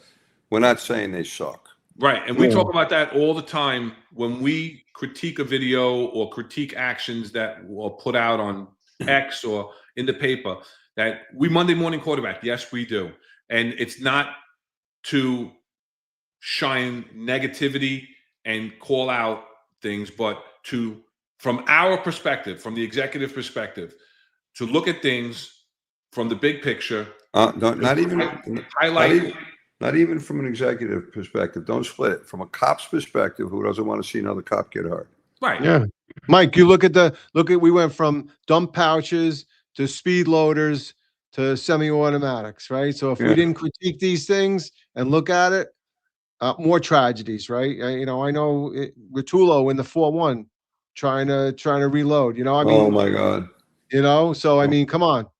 Where these tragedies have hit close to home and changes, procedures, and policies, unfortunately, at a great cost. So it's things that we don't have the full context. And again, like you said, we're Monday morning quarterbacking. And when we do that, like you said, we're doing that to highlight the things that we think from our experiences and from our training, what we think went right, what we think went wrong, and what could be done better for the next time, so that hopefully if somebody's watching, they could maybe have an idea of what they should be doing better, because there's not a lot of people out there that do this and that say, hey, listen, that might not have been the best way of going about it. But we also understand we're not there. We're not CCRB. We're not sitting here going frame by frame on somebody's body-worn camera and critiquing it, because we're not there in the quote-unquote heat of the moment. We're not there while that officer was under fire. We don't know. But again, I don't think it's fair that these officers are being pointed out and these officers are being called pretty much cowards and saying that they froze and did nothing and didn't return fire, when it's a snippet, it's a video of a couple of seconds like we're going to show in a minute, or it's a still photo like these two females where we have no idea where in the timeline. The still photo, they can, you know what? That's useless. Throw it out. Don't even. And somebody's saying it's AI. I don't think it's AI, because I kind of looked at it pretty close. I don't care. I don't care if it is or it's not. For the AI stuff. You can't consider that one single bit, because we don't know what the hell it is. 100%. So now we'll look at the second video, or the video I found that matches up with the picture of the female officer frozen behind the car. And this comes from a much longer video of that guy that we just saw talking about the footbridge, where he videotaped from when he left his residence and walked down the street. Some of it I couldn't show, and I cut pieces out to fit the video. But this is what I found, and then we'll talk about it, because I know we talked a little bit briefly earlier, and we're not going to have the same view. I was able to establish the shots were coming from a distance, and so then I followed my way up across Campbell Parade and followed my way up. There was a couple of police cars and a couple of officers who were pinned. Essentially, they were tucked down, guns drawn, obviously. And I actually was at the rear of the vehicle, and I'd actually had a better view. And they couldn't, they were getting fired upon, and they couldn't really stick their head up. Whereas I made a quick calculation when I first got there, when I realised the guy on the bridge was shooting. I thought, by the time he turns, lines me up, I can get down. Well, we don't recommend that. We don't recommend that a civilian go that close and say that he can time taking this video, and when the guy turns and lines you up, you have enough time to duck down. Well, clearly the guy's back was to him, right? And he did see that. And Ron, and to her too. And that's what I see. She had an opportunity, and she's far enough away, and she's got the car for cover. She had an opportunity to, try to get up there, get her. If this guy's timing when he can duck with a camera, she may have been able to do the same thing with a pistol. His head and shoulders were clearly visible. I know it's not an easy shot, but it's one that I think I may have taken. I mean, he's not facing you. 100%, Mike. I would have taken that shot. You know why I would have taken that shot? First of all, the perception that you can't shoot somebody in the back. Well, you can when they're using force on somebody else. Damn right you can. Damn right. Absolutely. So I would have definitely taken the shot. And why? Because even if I didn't hit that person, or it was close to it, or there was a ricochet off the wall, that would have drawn that person back towards me, to my side, and not keep shooting at the victims that he was shooting at. Two things. Both of you are much more highly tactically trained and firearms proficient than an average patrol cop. An average patrol cop, I never touched a gun before I got on this job. I'm sorry, I touched a gun once or twice when I was down with my family in North Carolina in the woods. And there was that little bank robbery incident when he was. Well, yeah, he got collared for. He took a collar for that. But he knew people in candidate assessment that got him in. Yeah, so they got me out. No, but little pinch. Actually, when I was younger, they put a .357 in my hand. Didn't give me much but just point and shoot. So of course I didn't have a firm grip. I shot that thing, got knocked on my ass. So that was my experience with firearms when I was younger. Until I got on the job, I really never fired a gun.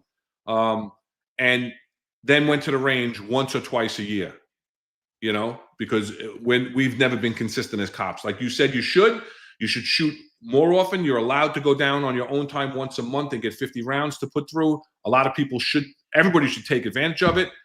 We don't. Cops are lazy, and we don't take care of our firearms properly, and we don't train properly with our firearms. That's the truth to it for the vast majority of law enforcement. It is. Probably everywhere. So, Rob, you had a lot of tactical training with the issue. Mike, you took it upon yourself to be firearms proficient, and you liked guns and did a lot of shooting, and to this day continue to, and that's wonderful. Me personally, next 2 weeks I got to go for my 218 re-up. That's going to be the time I'm going to shoot my gun until next year when I got to do my 218, to be perfectly honest, right? So to say you would take the shot, that's great. And I'm sure there's a lot of other people that would have taken that shot. Again, we're not under fire. We're not in that situation at the time. We don't know the proficiency of this officer, the comfortability of this officer with the firearm. And also, I'm going to bring the video back up. There's a couple of right? officers who She's taking cover like we train cops to do, right? Take cover behind the rear axle. Then she looks up, right? She doesn't have an opportunity to shoot now because if she stands up, she probably can't get over the roof of the car, right? Yes, she can. Maybe. And she's not taking fire either. Well, we don't know that. You'd see glass. You'd see the. We see that he's shooting the other way. But there's two people on the bridge. Yeah, but there's two people on the bridge firing in separate directions. Yeah, but you would see. And if we're going to give credibility to the witnesses, that witness was articulate and said they were under fire. Right? Yeah, he did. He said that. He specifically said they were under fire and couldn't take a shot. He did. So, but even I like you said, I don't think they were. I don't see a bunch of concrete getting fired up from ricochets. I don't see glass shattering. No. These guys had pretty good accuracy. We'll give them that, unfortunately, because of the amount of casualties that we have. You see, there's one video. I don't know how much of the video you saw. There's one video of the father who is repeatedly chambering fire, like pretty fast on this bolt action. I don't know if you saw that video. He's up on the bridge. He's standing up. Yeah, and I forget how many shots he did in like a 6 second. He emptied that magazine out in 6 seconds, and seemed like he was bearing up and taking aim. So I'm not saying they weren't proficient, right? We know that they were legally owned firearms. We don't know how often he trained with them. We know he went to the Philippines in November for a month with his son. I think they're in the Philippines. There's a lot of training. 100%. And I think they were pretty proficient given the amount of people that were killed in shot. 100%. So now she, from here, is not just cowering. Listen, this is my take, and I understand that you say that she should have took a shot. Now, remember, he's got his back to her at some point, right? The video's on her right now. Then the video goes up to the bridge, and you see him with his back to her. Yeah, his back to her for a good 10 seconds, Ronnie. Okay.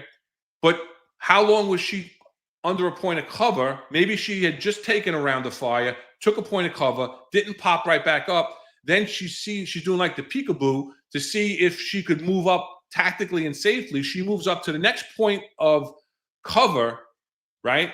Which is the engine block. Now, the video shows that the perpetrator is now facing them. pinned essentially. They were you'd tucked down, guns drawn, obviously, and he's not facing her. Right, but she's not facing her. He's not facing her. He's not facing her. Right, but he's ducking down. How much of him is actually exposed?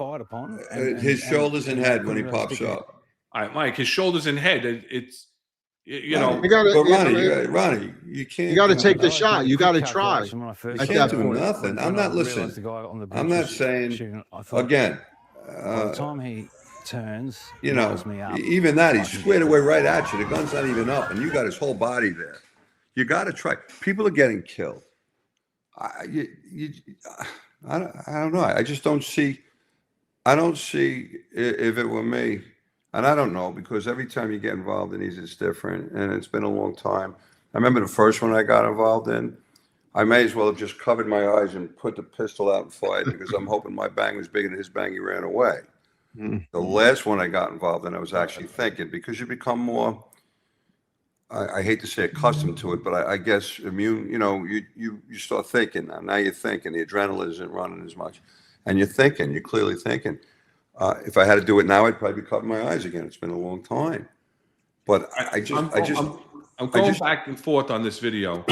And I just want to say, out of the 10 seconds, his head and shoulders are above that thing for 4 seconds. Take a shot. Take the shot, Timmy. I think that's being very critical. To be honest, Timmy, listen. Timmy Murphy. Wait 1 second. To say that she froze. I didn't say she froze. But that's what people are saying. I said she should have taken it and didn't take action. Listen, I didn't say you said that. That's their perception, because to them, and those shots were going off for a long time. They were not. And listen, that's a horrible situation that you're outgunned. Okay, reminds me a little bit of, I watched the show the other night, that bank robbery in L.A. Right, with those guys with the vest. Remember that one? Yeah, with the heavy vest. It reminds me a little bit about that. It's a horrible situation. We all have a certain amount of your first instinct is to survive, self-preservation, human being. But people are being killed, Ronnie. I don't know. You gotta, and you're the person. This is your job. It's like, I don't know. He keeps popping up and down the same spot. Yeah. So even if he came up and lined up, as soon as he came up, boom, you're already lined up on it. I mean, you got to try. And even like in Ron, he's moving back around. He's moving around. And like Ron just said, I was able to. No, he's up and down in the same spot a couple of times. But even though Ron just said, so if you shoot and he turns around, her partner's a couple cars behind him, maybe he gets a shot. Now that guy's trained on her, and then you're not planning to do it. It would just happen that way. I think, Mike, I agree with you. You got to take the shot. You know what? You got to at least try, right? Distract exactly. Distract him, and that's what that detective did. He took his shots from far away. Listen, I'll refer to a job in the I think it was in the 7-5. I'm not sure. I don't know if you remember this or whatever. Timmy Murphy, truck 7 guy. Mike Keenan was truck 6. It might have been in truck 6 area. They had a barricade with a gun. He started shooting inside the apartment. They went in, right? Because he started shooting the girl. They didn't say outside. They knew they had to go in. They knew they had to stop him. Timmy Murphy got shot. Mike Keenan got shot in the leg. Al Pisano took a bullet across the face. And Timmy Murphy, to his credit, pushed that team forward. After they took a couple shots, they still went in and they terminated the threat. That's what you got to do there, unfortunately. That's what we're doing with police officers. I don't care if you're in ESU, you're in there. You got to go. We talk about active shooters. Go to the threat. This guy was still a threat. And you know what? I'm saying shoot a couple rounds at that guy. Like you just said, distract him, do something, cause the fire to come on you. We're here to save lives. To stay behind that car and not take a shot, I think it needed to be reassessed, and she should have taken the shot. And there's something else I want to say too. See, Ron, you said maybe they don't have the confidence in their proficiency. Well, shame on them. You're a fucking cop. No, I understand that. You got to know how to use your weapon. You got to be confident. I'm not saying that I wouldn't have taken the shot. I'm not saying that I wouldn't have just sprayed and prayed. As they say. I may have. And just hit that wall or that bridge. I don't know. Put a bunch of rounds up there. I agree. I'm not saying that there wasn't an opportunity, but to say that she froze and did nothing. I didn't say you did, but that's what the civilian said, and that's what the reporter asked of the commissioner, is that there's reports that the officers froze and did nothing and didn't return fire. Well, when I see her as advancing forward, trying to get an opportunity that she didn't feel she had an opportunity. So, yeah, okay. We say then you need to try to create an opportunity. That's your job. I'm sorry. That's your job. And And no one has to do it. No one is telling you that you have to lose your life. You got a wife and kids home and stuff like that, and maybe that's what's going through your mind. It never went through mine, quite honestly, but I don't know. I guess I always felt God was on our side. We're doing the right thing. I never stopped to think about it. But to the people that are out there, they depend on you, and their perception is going to be they didn't hear you shooting back. So to them, you froze. You did nothing. Now, that's just their perception. It's their terminology. She wasn't doing nothing. Ronnie, I don't think she knew what to do. All right. She just probably never was exposed to anything like this. That's a hard. Listen, I was never exposed to anything like that. That's hard. Well, I'll pose this question. If that person was in the school with a long gun and was walking down the hallway shooting people, would we have gone in? I mean, we all trained. Think back to the school in Uvalde, Texas. The guy was in the classroom shooting them. That door wasn't even locked. No, the cops so did they were nothing. idiots. They did nothing. No, I know. I watched him clean his hands. Right, he cleans his hands with friggin' gel scale or whatever. Well, because it's COVID time, you got to do it. Yeah, it's COVID, right? No, I'm saying that's what I'm saying. We have that was just probably a nervous reaction because they were afraid.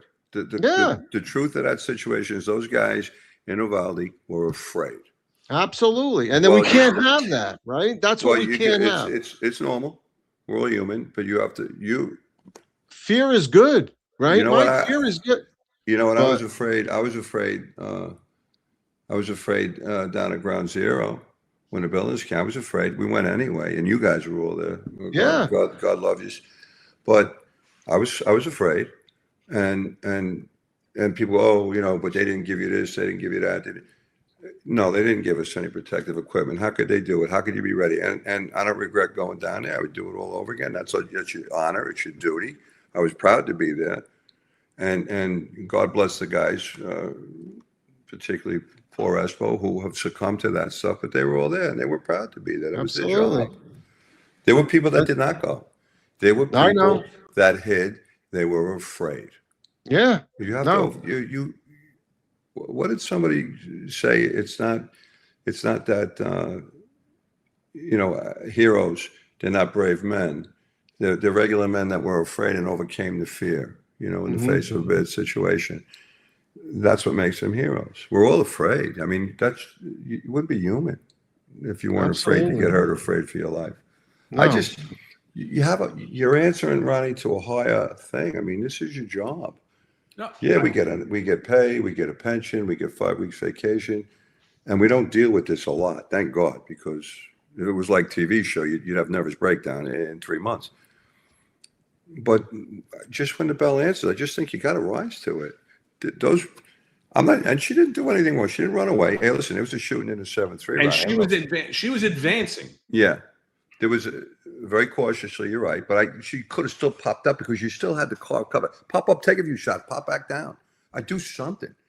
Listen, there was a shooting in the 7-3 years ago. I remember watching the tape, and I was watching it, and Espo was right next to me. It was a cop-involved shooting. And the guy actually came back.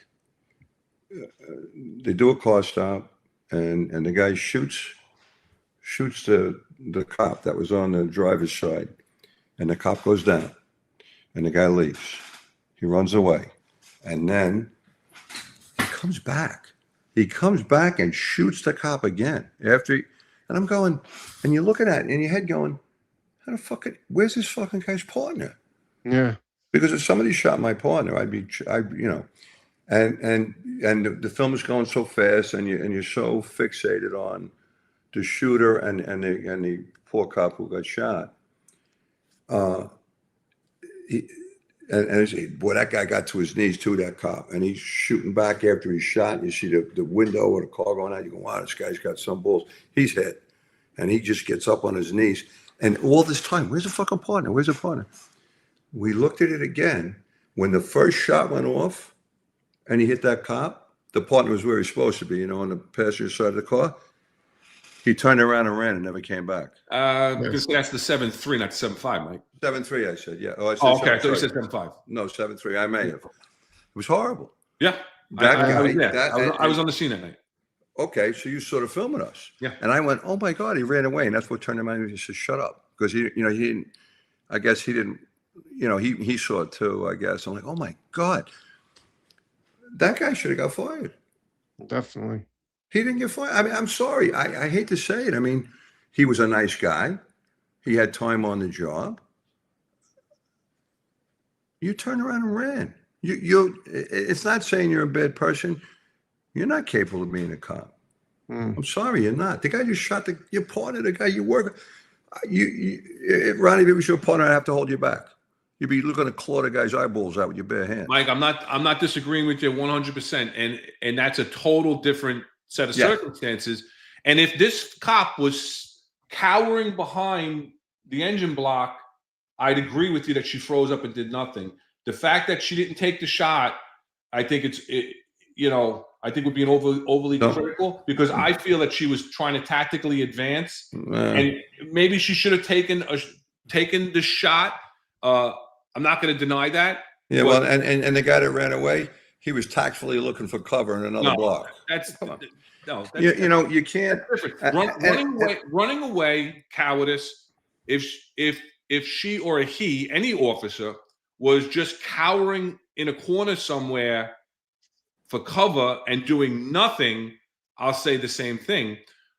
But my take on it is that, okay, could she have taken a shot? Yeah, well, Monday morning quarterbacking, when she did the peekaboo, she could have put a couple of rounds up on that footbridge. Absolutely, yes. But she's not doing nothing. Her gun is out, and she's advancing forward towards the threat. She advanced forward to the front and still looking. And you don't know how. We don't know when she stopped, Mike. The video stopped. I know that's true, and I'm not saying she froze. We don't know that she didn't advance. I'm saying she was afraid. I'm saying she's inexperienced, and you're obligated to do even if you take a few shots and hit the wall and distract it. You stop him from killing other people. You're safe, Ronnie. Right. You're behind that car. You're safe. I get that's the problem, because he's still shooting at people and he's still taking shots. So he doesn't even know she's there. No, he doesn't know she's there, and she has the obligation to do something to either distract him, take a shot, do something to draw the fire away from the innocent victims. And that's what she does. I don't know. Even if in the middle of it, I don't know if you're probably thinking that. It's probably going through your head so fast. It's not a conscious thought. I just think that I definitely hope, I think, because every time is different, Ronnie. I don't care if you've done this 100 times. You get into a shooting and you conduct yourself properly, and then you go home and you pray to God, oh, if it ever happens again, I hope I can react that well again. I hope I just don't, like wet myself and crawl up in a ball on it, because we're all human beings. You just hope that you comport yourself properly. I'm not saying she's a bad cop. I just think that she didn't do enough.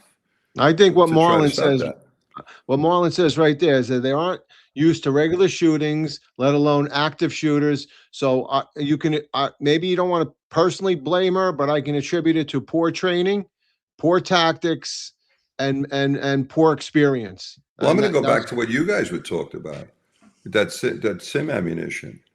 I think I never had the honor and privilege of being in the service, but I do watch a lot of shows and how they train, and and a friend of mine, former Navy SEAL, and we talk about it sometimes. And they did a lot when they do their entries, like you guys did in the funhouse, right? They use live fire after a while. Once they feel confident that the 4 guys in the team aren't putting their muzzles across each other, and you see the trainer behind them whacking them in the head when they do that. Yeah. Once they're confident they're pretty good with the trigger control, they're using live fire in that little 10 by 10 room. They can shoot each other, but you get used to that bang bang. Right. Yeah. They talk about that a lot too. That Mike, I just saw on Netflix. It was a Marine series where they actually hold a target over their head. Yeah, I'm not doing that. Other Marines shoot. I'm not doing that. So, but that's so that the Marines hear and feel what the bullet. Have you Have you ever gone to the range to see how cops shoot? I ain't doing that. I ain't doing that. I know. I'm surprised. And Ron, the people at City Island don't want you shooting. Ron, there's a good listen. I'm not saying I'm 100% right. I'm just saying we're all experienced, and we've all handled these things too. On a lot of some, we've been involved in some, and we've handled some. I just think all those people got shot. I keep going back to that, like. Okay, well, you went to 9/11. You put your life on the line, and you knew what you were risking when you went. You knew the shit you were breathing in. You could taste it. You went anyway. And it would be easy not to go. We all could have got out of it. We didn't. Went up to the landfill every night to see our guys. We're up there in the middle of that shit, and down there. And I don't know. It's almost like it's almost like something to be proud of that you put yourself in that position for other people. That's what you're supposed to do. And you might be very right. Maybe she didn't perceive that she had a shot, and maybe in the midst of that, and in the all of 8 seconds that we can sit here and critique for an hour, she didn't see it. Maybe she had her head down when he popped up.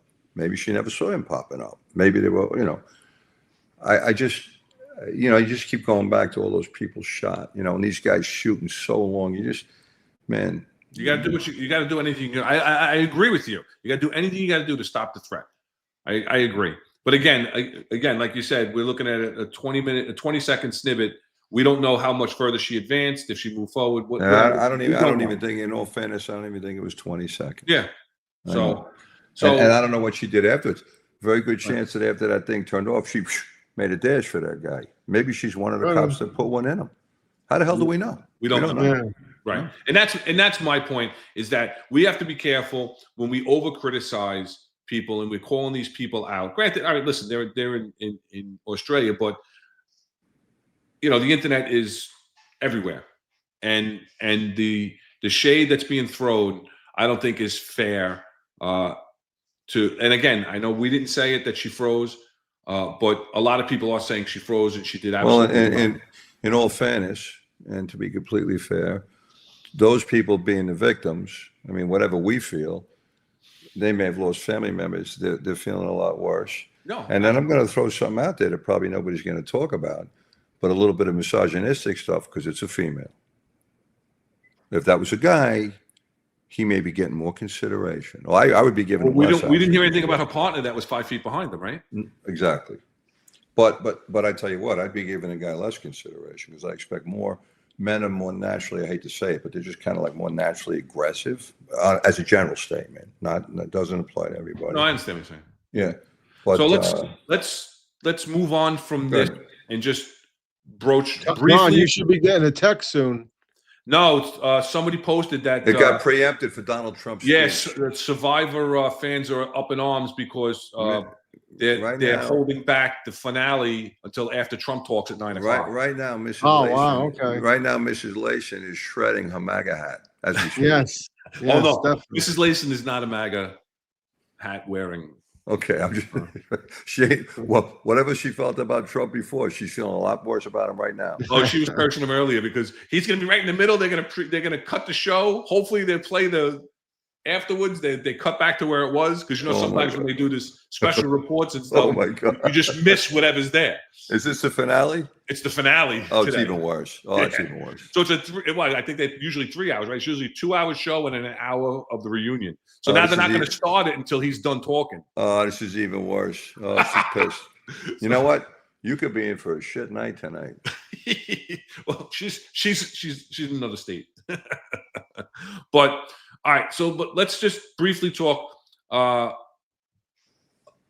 We talk about leadership, supervision, backing your people, supporting your people, and what we've seen in the Australian press conferences is they are backing their people. Yep. And saying, they all were in life or death situations, outgunned, and not preempted. We'll play the first hour, then pick back up after he talks. That's what my mother just texted. So they're only going to play the first hour, and then when he's done talking, they're going to put the rest of the show on. All right. So she's still getting off at 8 o'clock. So Miss Layson is now happy. Yeah, and she's not happy, but she's going to be off in 10 minutes. So, but so anyway, the New South Wales Police Commissioner is supporting his members, saying that they put themselves in harm's way. They did end the threat, and that they were under fire, undergunned, and they're not saying that they're not looking into these allegations. They're not saying that at all. He said, "This is all I got right now, and we don't know anything further. I'm not going to badmouth them." Basically, right. So now let's go into the New South Wales Premier, who basically, I'm just looking for his name. Sorry, Chris Minns, Minns. He is the New South Wales Premier, which I looked it up. He's appointed by the governor and has to be supported by the legislature. So I'm guessing maybe like he's the mayor. Yeah, that's like a whole parliamentary thing. They can throw him out. Yeah, right. Yeah. But he's basically heard these complaints, these allegations, and then he felt the need to step up and say something. And so let's listen to what he had to say. I feel it's incredibly important of me as the Premier of New South Wales to respond to some of these questions. The New South Wales Police acted with bravery and integrity. They didn't take a backward step. They engaged the gunman on the footbridge with handguns.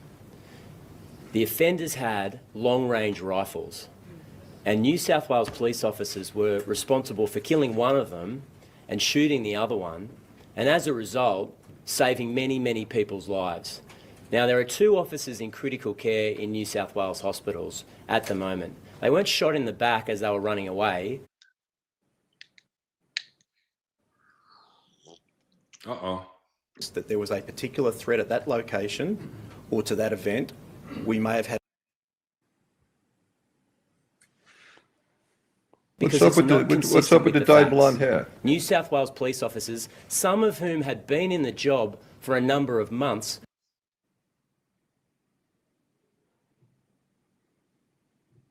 me as the Premier of New South Wales to respond to some of these questions. The New South Wales Police acted with bravery and integrity. They didn't take a backward step. They engaged the gunman on the footbridge with handguns.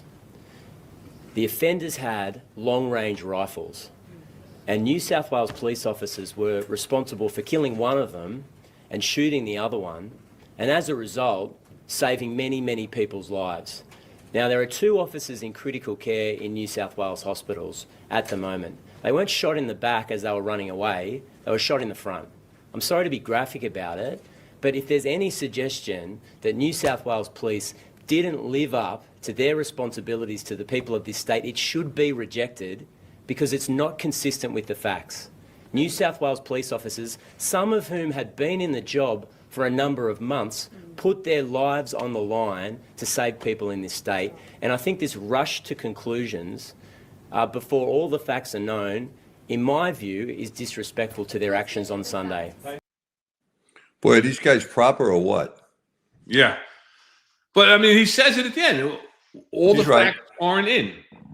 Don't rush to judgment. We're not, I don't think that we look at it from an angle of judging. I think we look at it from an angle of what could have been done better, because that's what we did. Right. Our assessment of it, I think, is a little bit different than the general public and the news media. Yeah. Yeah. And I think we also feel personally about it because 100%. We were responsible for people's lives. And you hope and wish, because I've seen cops that, I always said there was cops and civil servants, Yeah. The cops always seem to find each other. But unfortunately, there are a lot of civil servants. And I always kind of resented that. Like, you're collecting the pay and the pension and everything that's positive about it. But when it comes to maybe putting your ass on the line a little bit, that's where you draw the line. And that always bothered me because people depend on you, and you're taking the money and you're taking the responsibility. It's like Tim Waltz, right? He was that master sergeant, whatever, until he was getting deployed. Then he quit. I'm not going overseas. I like going every, 1 weekend a month and 2 weeks out of the year and playing soldier and getting paid. And they pay for my college and I get the benefits. Now you want me to go fight? Well, fuck that. I ain't doing that. And that's what happens sometimes. Like the people that refuse to go to 1PP, and there were quite a few of them. And for all kinds of stupid reasons. We don't have guns. People in 1PP, we can't go. We don't have guns. What do you mean you don't have guns? You're cops. Oh, but we work here. We don't bring guns to work. They all should have been fired. Go down there without a gun. You don't need a gun. You don't need a gun when buildings are falling on your head. Shooting a building ain't gonna help. Get your ears down there and help people, because that's what you get paid to do. Yeah. Hey, Mike, another thing is when, ESU does I've spoken about this numerous times. When ESU does a big job, we all stand behind the large rescue truck, and we give a critique, a little hot wash of what went on, and it's not rank privileged, right? So if I did something wrong, they're going to tell me, and I will accept that. So what we talk about today is nobody's blaming anybody. We're not saying you did something wrong, because we don't have all the facts, and we don't have all the information. For all we know, she went forward and is actually one of the people who shot one of them. Absolutely, you don't know. And then she might be. And you have to be able to critique. You're gonna have to be able to critique, and you have to be able to accept the critique. That's the only way you move forward, and it's the only way you learn. So, and I'm not saying that she couldn't have taken the shot. I'm not saying that she couldn't have popped up, sprayed and prayed, even if she couldn't like take the time to put sight alignment together and take an accurate shot like that. Detective was able to, it looks like he was able to even like get his arms rested on the trunk and get a good sight alignment and take that time to take the shot, because he was on a good point of cover and everything else. I'm not saying she couldn't have popped up when she was doing that peekaboo behind the wheel and let some rounds go to draw his fire, to this, to that. And we also don't know that, like you said earlier, Mike, she's not at home laying in bed looking at the ceiling saying, had I taken the shots, maybe I could have saved a life. I know. Second guessing her own actions. And I tell you something else. Even with experience, and Rob, you have a lot of the heavy experience. I'm telling you, I don't know if I was there that I wouldn't have just wet my pants and sat on the floor. I don't know what I would have done, because every time is different. I hope. Right. I hope I would have. I hope that maybe I would have taken a shot. I hope maybe in the time it took that nitwit to turn around and take 5 or 6 shots at me, because thinking about it, and you don't have much time to think, but you are behind cover. You're kind of safe. You can draw a little fire. I don't think I would do that on purpose, but that's what it would turn out to be. Maybe 4 or 5 less people get shot. That's all. You look at this, you're like, what? What? This whole damn thing is a disgrace. That country's a mess. The world's a mess. What they're letting people do. We worry more about hurting other people's feelings. All they got to do is turn around and say, you're an Islamophobe, and everybody cowers and runs away because they don't want to be thought. Instead of doing what's right, those people weren't hurting anybody. There's a bunch of them dead and a bunch of them shot. A bunch of lives are destroyed because I think that's part of it too, the anger, that we all got angry over this because you see it coming, and you can't do much about it. You'd like to be able to stop it. So you look at this, you go, man, if I was there, I would have loved to have shot that guy right in his head. Yeah, I would have, because they're horrible people, and we let this happen. This is where the world is going to. I don't know. Police management has a hell of a job in front of it now, because they're caught right in the middle with politics and politics and your people. How do you manage to keep your people kind of motivated to do the right thing, the honorable thing? They're beset upon. A lot of management is afraid if they open their mouth, they won't get their next promotion. So they shut up. You can't tell me crime's down in New York. No, it ain't. They're full of shit. Oh, yeah. There's certain crimes are down. The ones that you can impact are down. Let's not go down the rabbit hole. I know, but I'm just saying, I don't believe 3 hours in. We're 3 hours in. Final go around on this on Bondi Beach. I think we've covered it pretty well. We've talked about the initial response. We've talked about the civilian heroism. We've talked about the difference in comparison to the Brown University press conferences and the professionalism of the press conferences and the way that information is portrayed. We've also compared the leadership backing the police as opposed to what happens here in New York a lot of times. You know, we've talked about tactics. We've talked about what maybe could have been done differently. We've talked about how things are taken out of context, and we have to be careful with that. But so, any final thoughts on this? Because, like I said, we're 3 hours and 5 minutes in. I got one last one, and this is where the real in both of these, and the similarity here with the full blames. Both of these fall squarely on the shoulders of the executive staff, because both of those departments were not prepared. You heard them say about those cops that were there. There weren't that many there. They did what they could do. You heard them also say a few of them only had a few months on the job. Better preparation in both of these things. If you had more people out there, like I said, I'd get in the shoe truck out there. Hey, Rob, you know, Rob, maybe a couple of you guys want to make a few hours overtime. Send them out with a truck. Okay, I'll authorize the overtime or whatever. And they put these people in a bad position. Brown University and the Providence, Rhode Island Police Department, their lack of training, their lack of thought and preparation, their lack of thinking this could even happen, put those kids, those college students in danger. The Australian executive branch, because they didn't take this seriously, you can't read the room that you're in. Let's see, Jewish people, Hanukkah celebration, what's going on in the world. We better have some people there with some big guns. Mm-hmm. This is a problem, particularly in Australia, where there's a heavy anti-Semitic sentiment in Australia. All right. Yeah. No, they I probably totally didn't want to hurt the feelings of the anti-Semites. Right. So they put those Jewish people and they put those young, inexperienced, understaffed police officers, undergunned police officers in the line of fire. If you're really going to make blame, I think you got to look at the executive staff. Grow a set of testicles, as Senator Kennedy said. Go to Kmart and buy yourself a set of testicles, and you got to buck the system sometimes. We as executives had to once in a while be able to tell the bosses, no, you're not doing this to my people. No, it's wrong. And some of us didn't. Some of us didn't have the wherewithal to do that. We worried too much about our next promotion because that's what's important. Yeah, no, 100%, and I totally agree. And like Marlon had mentioned earlier, there could be a surge. I had mentioned a Hercules deployment. There could have been things that done. I don't know if they have the same type of things there, but they easily could have done that. And what I always like to say is, you know what? You have to learn from your mistakes.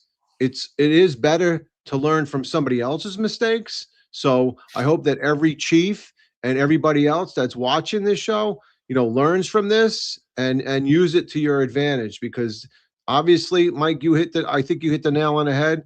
The administration, the chiefs, the people that deploy, sometimes they're not the smartest, but you need somebody in the room that is smart and will say, hey, this is what we should do, and this is what needs to be done. And there should be a commander that stands up. Now, Mike, I'll refer to the time when I know you and I with Charlie Camadana, and they were looking to suspend, Mike Piggott, our good friend Mike Piggott. Also, if you remember, Nicholas Marciano, who shot the taser, they wanted to suspend him also. And I was the first one to say, no way, that's a stupid thing. He followed a direct order. What did Mike Piggott say? Yeah, of course. Yeah. What did Mike Piggott say? First thing he said came up to I don't know if you were there yet, Rob. I was there. I didn't come to work to kill anybody. Yep.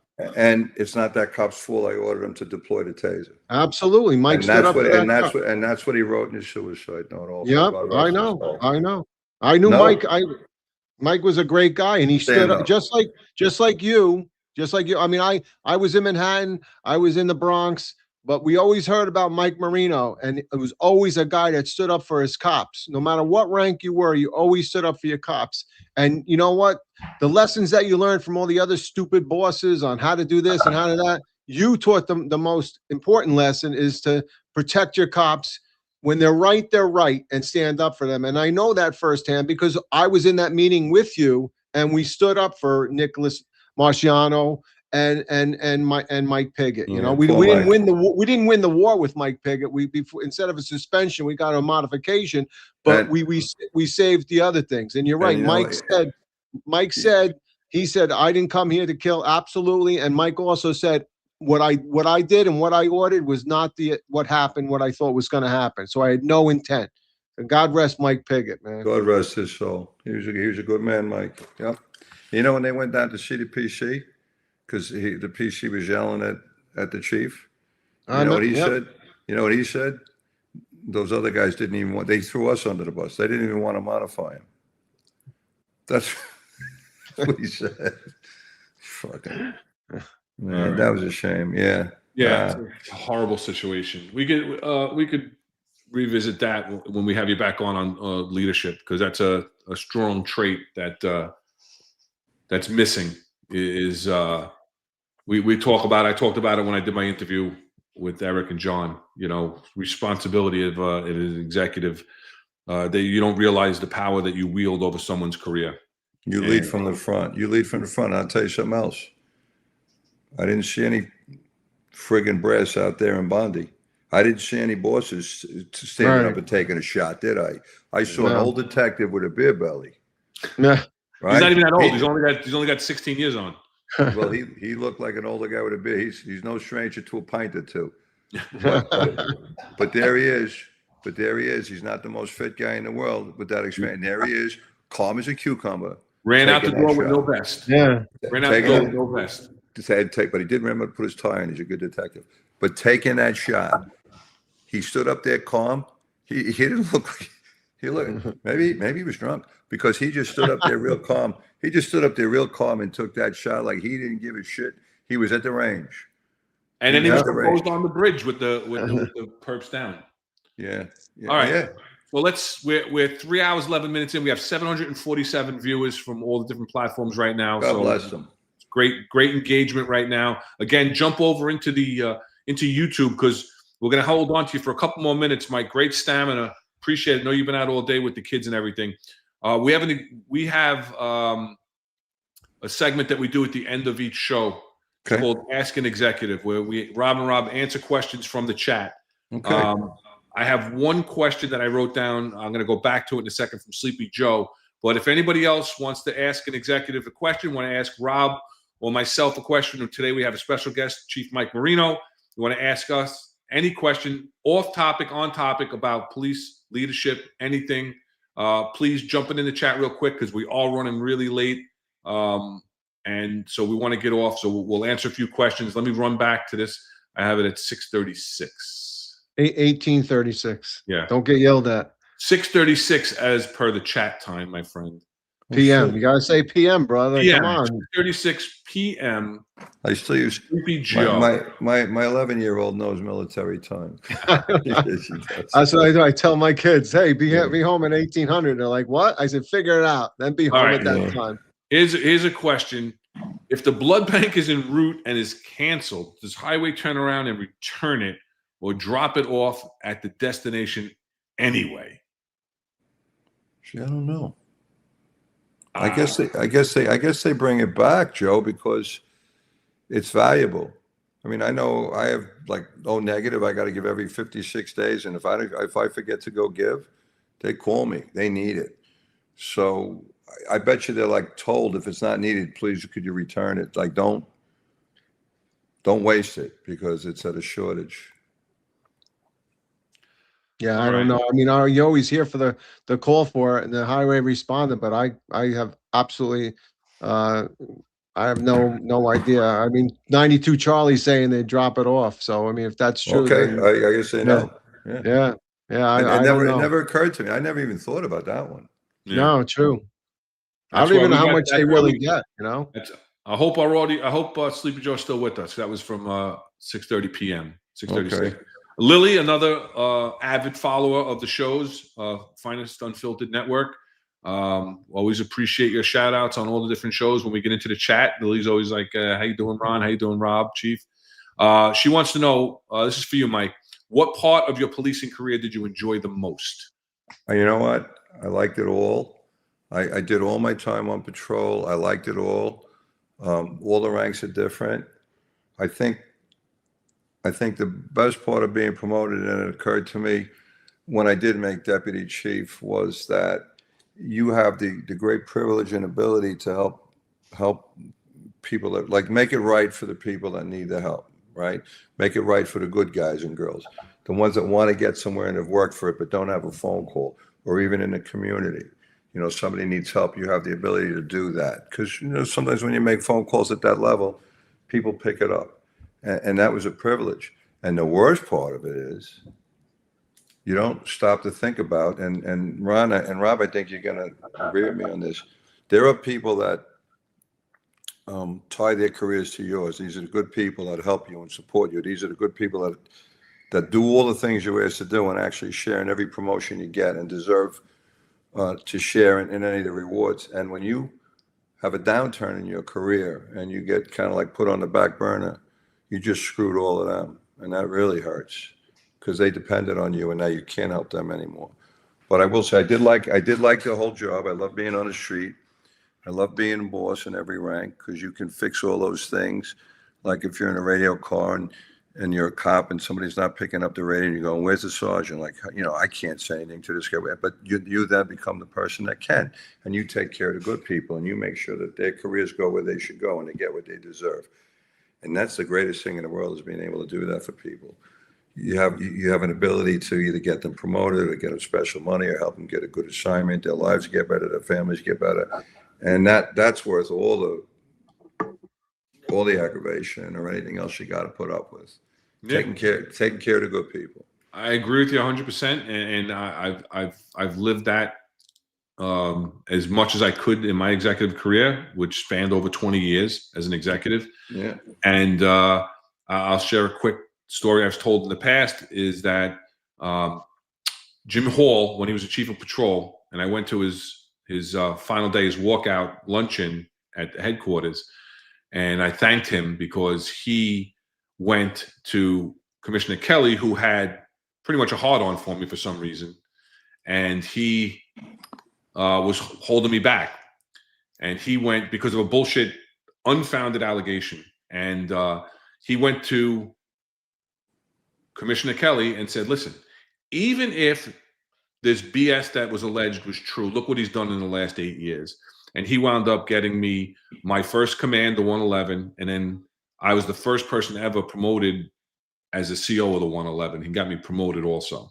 And when I saw him and I thanked him for that, he said, Ron, that was the best part of having this position, was able to right the wrongs of the past. That's right. And Jimmy Hall, I think Kelly and Jimmy Hall's dad knew each other pretty well. And that's how Jimmy had, and he used it in the right way. Yeah, right. He had that influence, which was not easy with Kelly. Oh, believe me, I've been on the receiving end of that. When he gets it in for you, finished. Right. So, well, God bless Jimmy Hall. He did a good thing for you, right? He did the right thing. 100%. And you know what? All right, we all screw up. It shouldn't be a death sentence. And that's what he had you under, a death sentence. And Jimmy brought him back to earth a little bit. I didn't even screw up. That was the thing too. But whatever. Well, I don't know. I'm not sure if I did. Well, I did so many things. I guess probably. Yeah, maybe I did. Who knows? Who knows? All right. I'm not sure where he's going with this. QC Beast, what would you do if one of your cops was using department resources to look at fellow officers' records? Listen, it depends on what it is. Everybody runs everybody else. They run their collars. Is it technically unauthorized use of department resources? Yes. I'm not sure exactly where you're going with this. Well, I'm not sure if this is referring to Eric and John's recent disclosures. That would be wrong. That would be wrong. Now, Mr. Beast, we all know that when a sergeant goes to a precinct, the first thing the cops used to do is run his or her badge. Did they make collars? What kind of cop were they? That's okay in my mind, I guess. I mean, it's just public record anyway. If you're referring to what happened, that he should go to jail for. He should know. That's going to play itself out. And you know what? For those who aren't familiar, if you go to John McCarry's Twitter, his X account, you can see postings from today on certain things that they released from their. They got FOIL information back. Eric and John got FOIL information back from their investigation into allegations that their names were being run for no reason, and other things that were being done, threatened. Their families were threatened and everything else, and they're starting to release some of that information that they just got back. And by the way, to make the difference, Mr. Beast, we talked about running the sergeant while he's active. This was after they were no longer on the job. They are now citizens. He used department resources to illegally run citizens for personal reasons. They're not even police officers anymore. He has no right and no reason. They're not employed. So honestly, nothing will happen, probably, because that's how things work. But maybe he should be having a little taste of what the handcuffs feel like right about now. Right. He did something illegal against an American citizen, not a police officer. Any other questions, guys? Jump in the chat real quick. We're going to wind this down because we are 3 hours and 20 minutes in. We have 750 viewers currently. So thank you very much for joining in today on the chat. Another engaging day on the chat. A lively discussion between Rob, myself, and our special guest, retired Chief Mike Marino.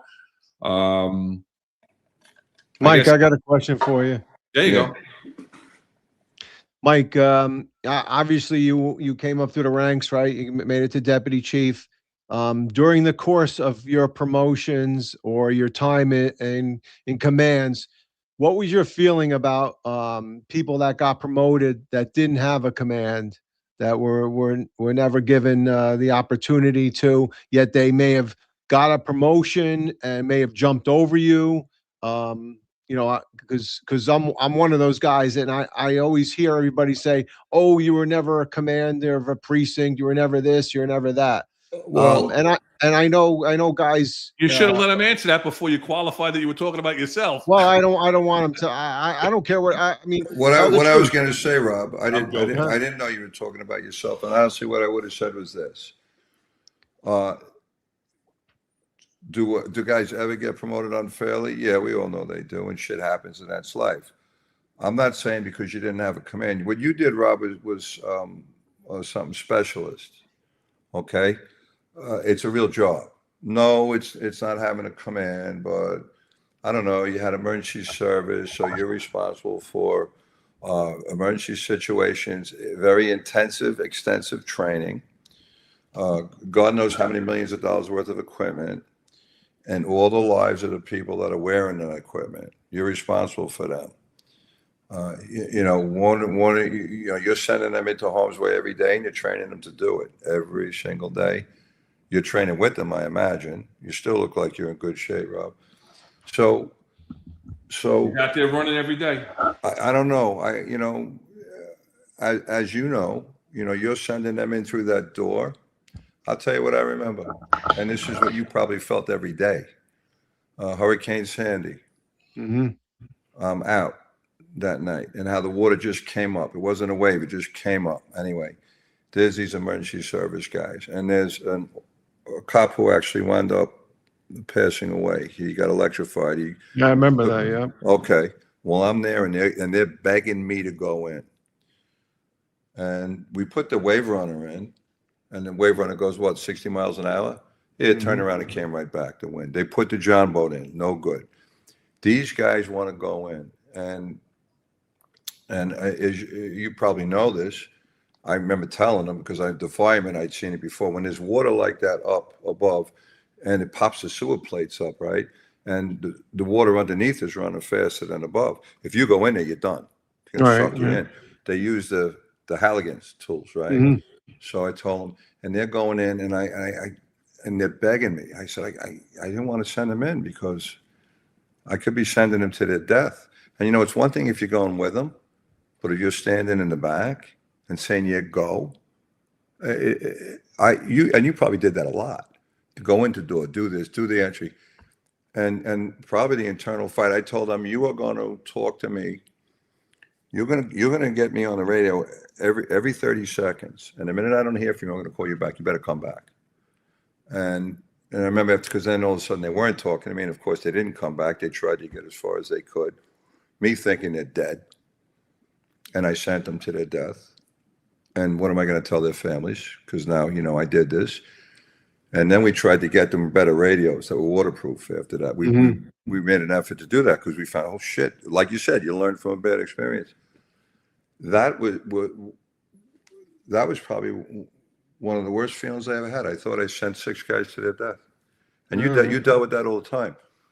And you trained with them and you ate with them and you were in charge of that and those big decisions. And, you know, you had SOD and the helicopters and all the shit that goes along with all of that.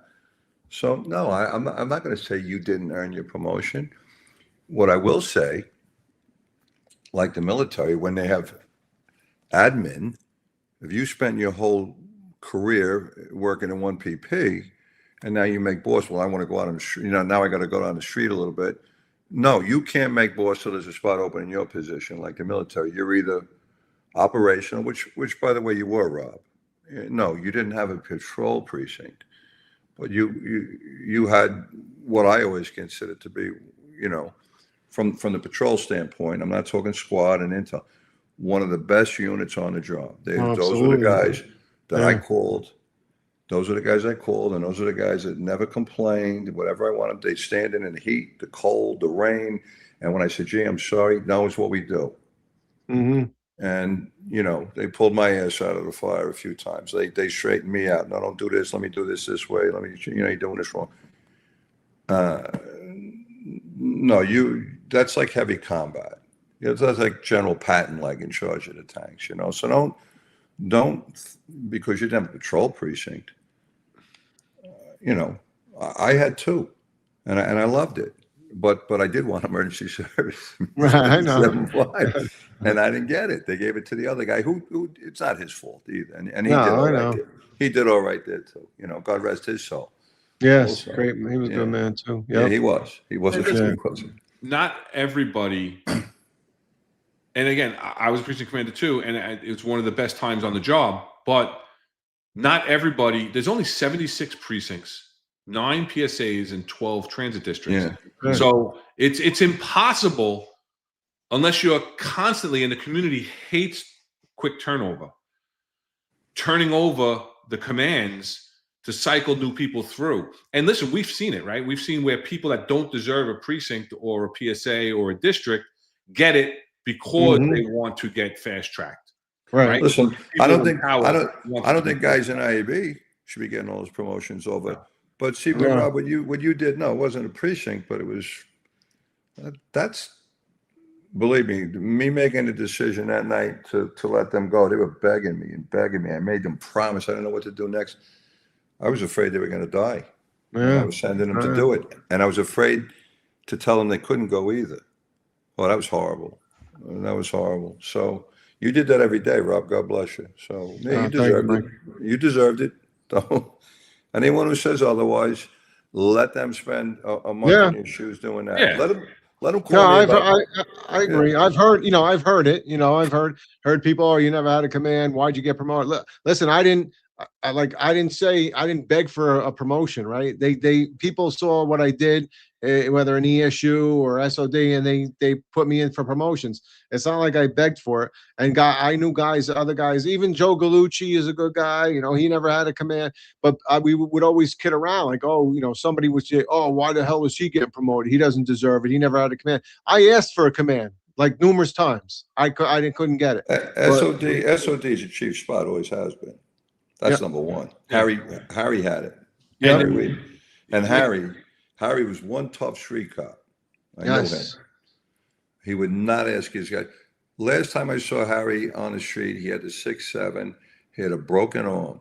His arm was in a cast because they had a protest. He sent his guys, and he was there in front and got his arm broken. Right.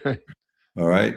And he loved emergency service, and he loved SOD. Absolutely. And Espo loved you guys. Billy Morange loved you guys. Yeah, no, I'm really a good man too. Yeah. No, Whedon was still doing car stops when I was retiring, so he was still out there. And he didn't stop. You know the big shame with him. They made him leave with like 3 months left. They didn't even let him do the 3 months and have a walkout. He deserved it. I know. Isn't that BS? I wouldn't care. I wouldn't care if that guy had raped my dog and I hated him. He earned the right. He was 62 and change. Let him do the 3 months and let him have a walkout, you piece of shit. Absolutely. Yeah. And that was a personal vendetta. Oh, I know. I know. And that was the same administration that's looking up John and Eric's stuff when they're retired and they're civilians. That's illegal.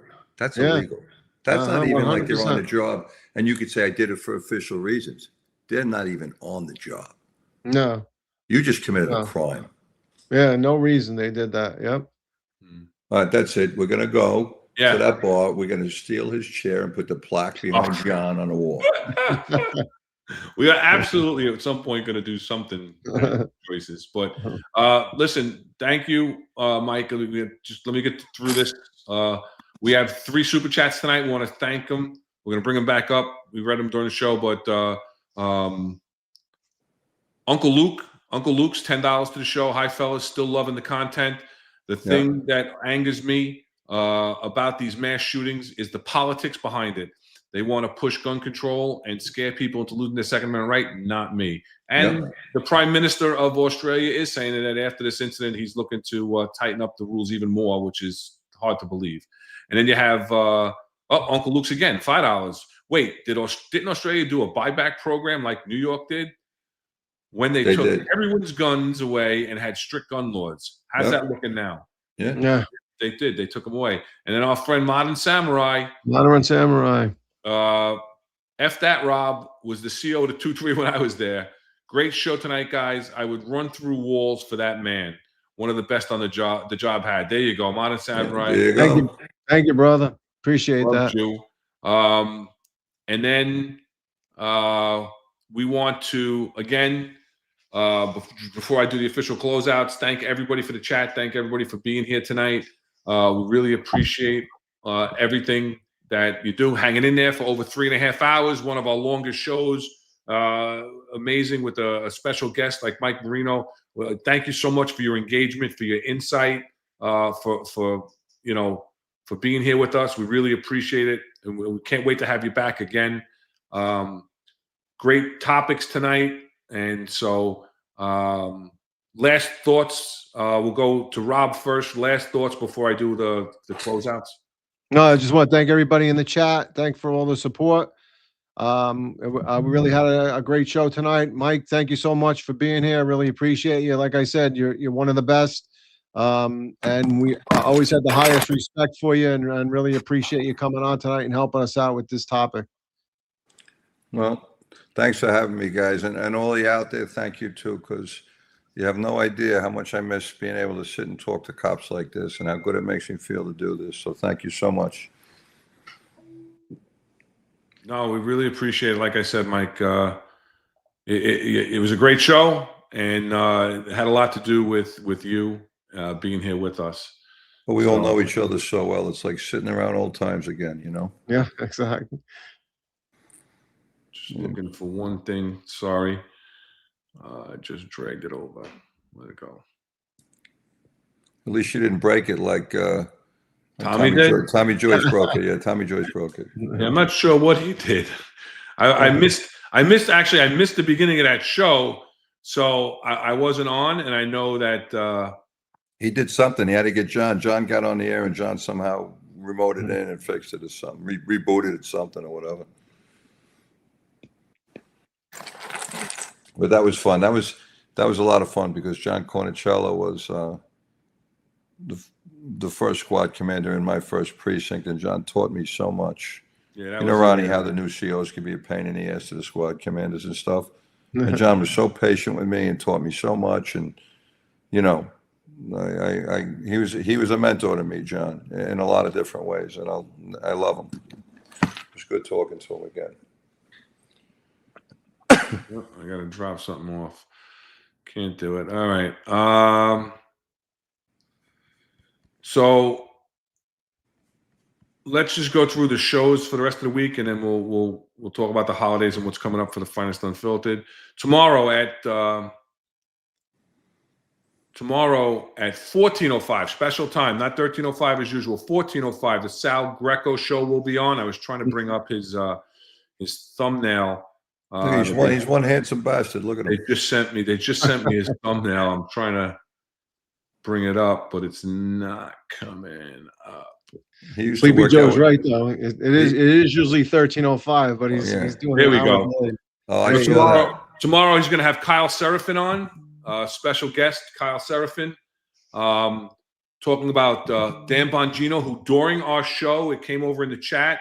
That's what I was looking down at, Ronnie, when you said that we would text about you. That came over my phone that he's leaving the Department of Justice. That he left. It was rumored earlier today that his office was cleared out. His chief of staff had left Washington. So I think it officially came down that he's left the FBI. I don't know what the circumstances are. I don't know, whatever the case may be. He was unhappy with the Attorney General bungling the case with Comey and all of that. He was very unhappy with what I think he perceived as incompetence and slow war and not doing things properly. That's all. I don't think that's the take they're going to have tomorrow, but we'll see on the Dan Bongino. We'll find out.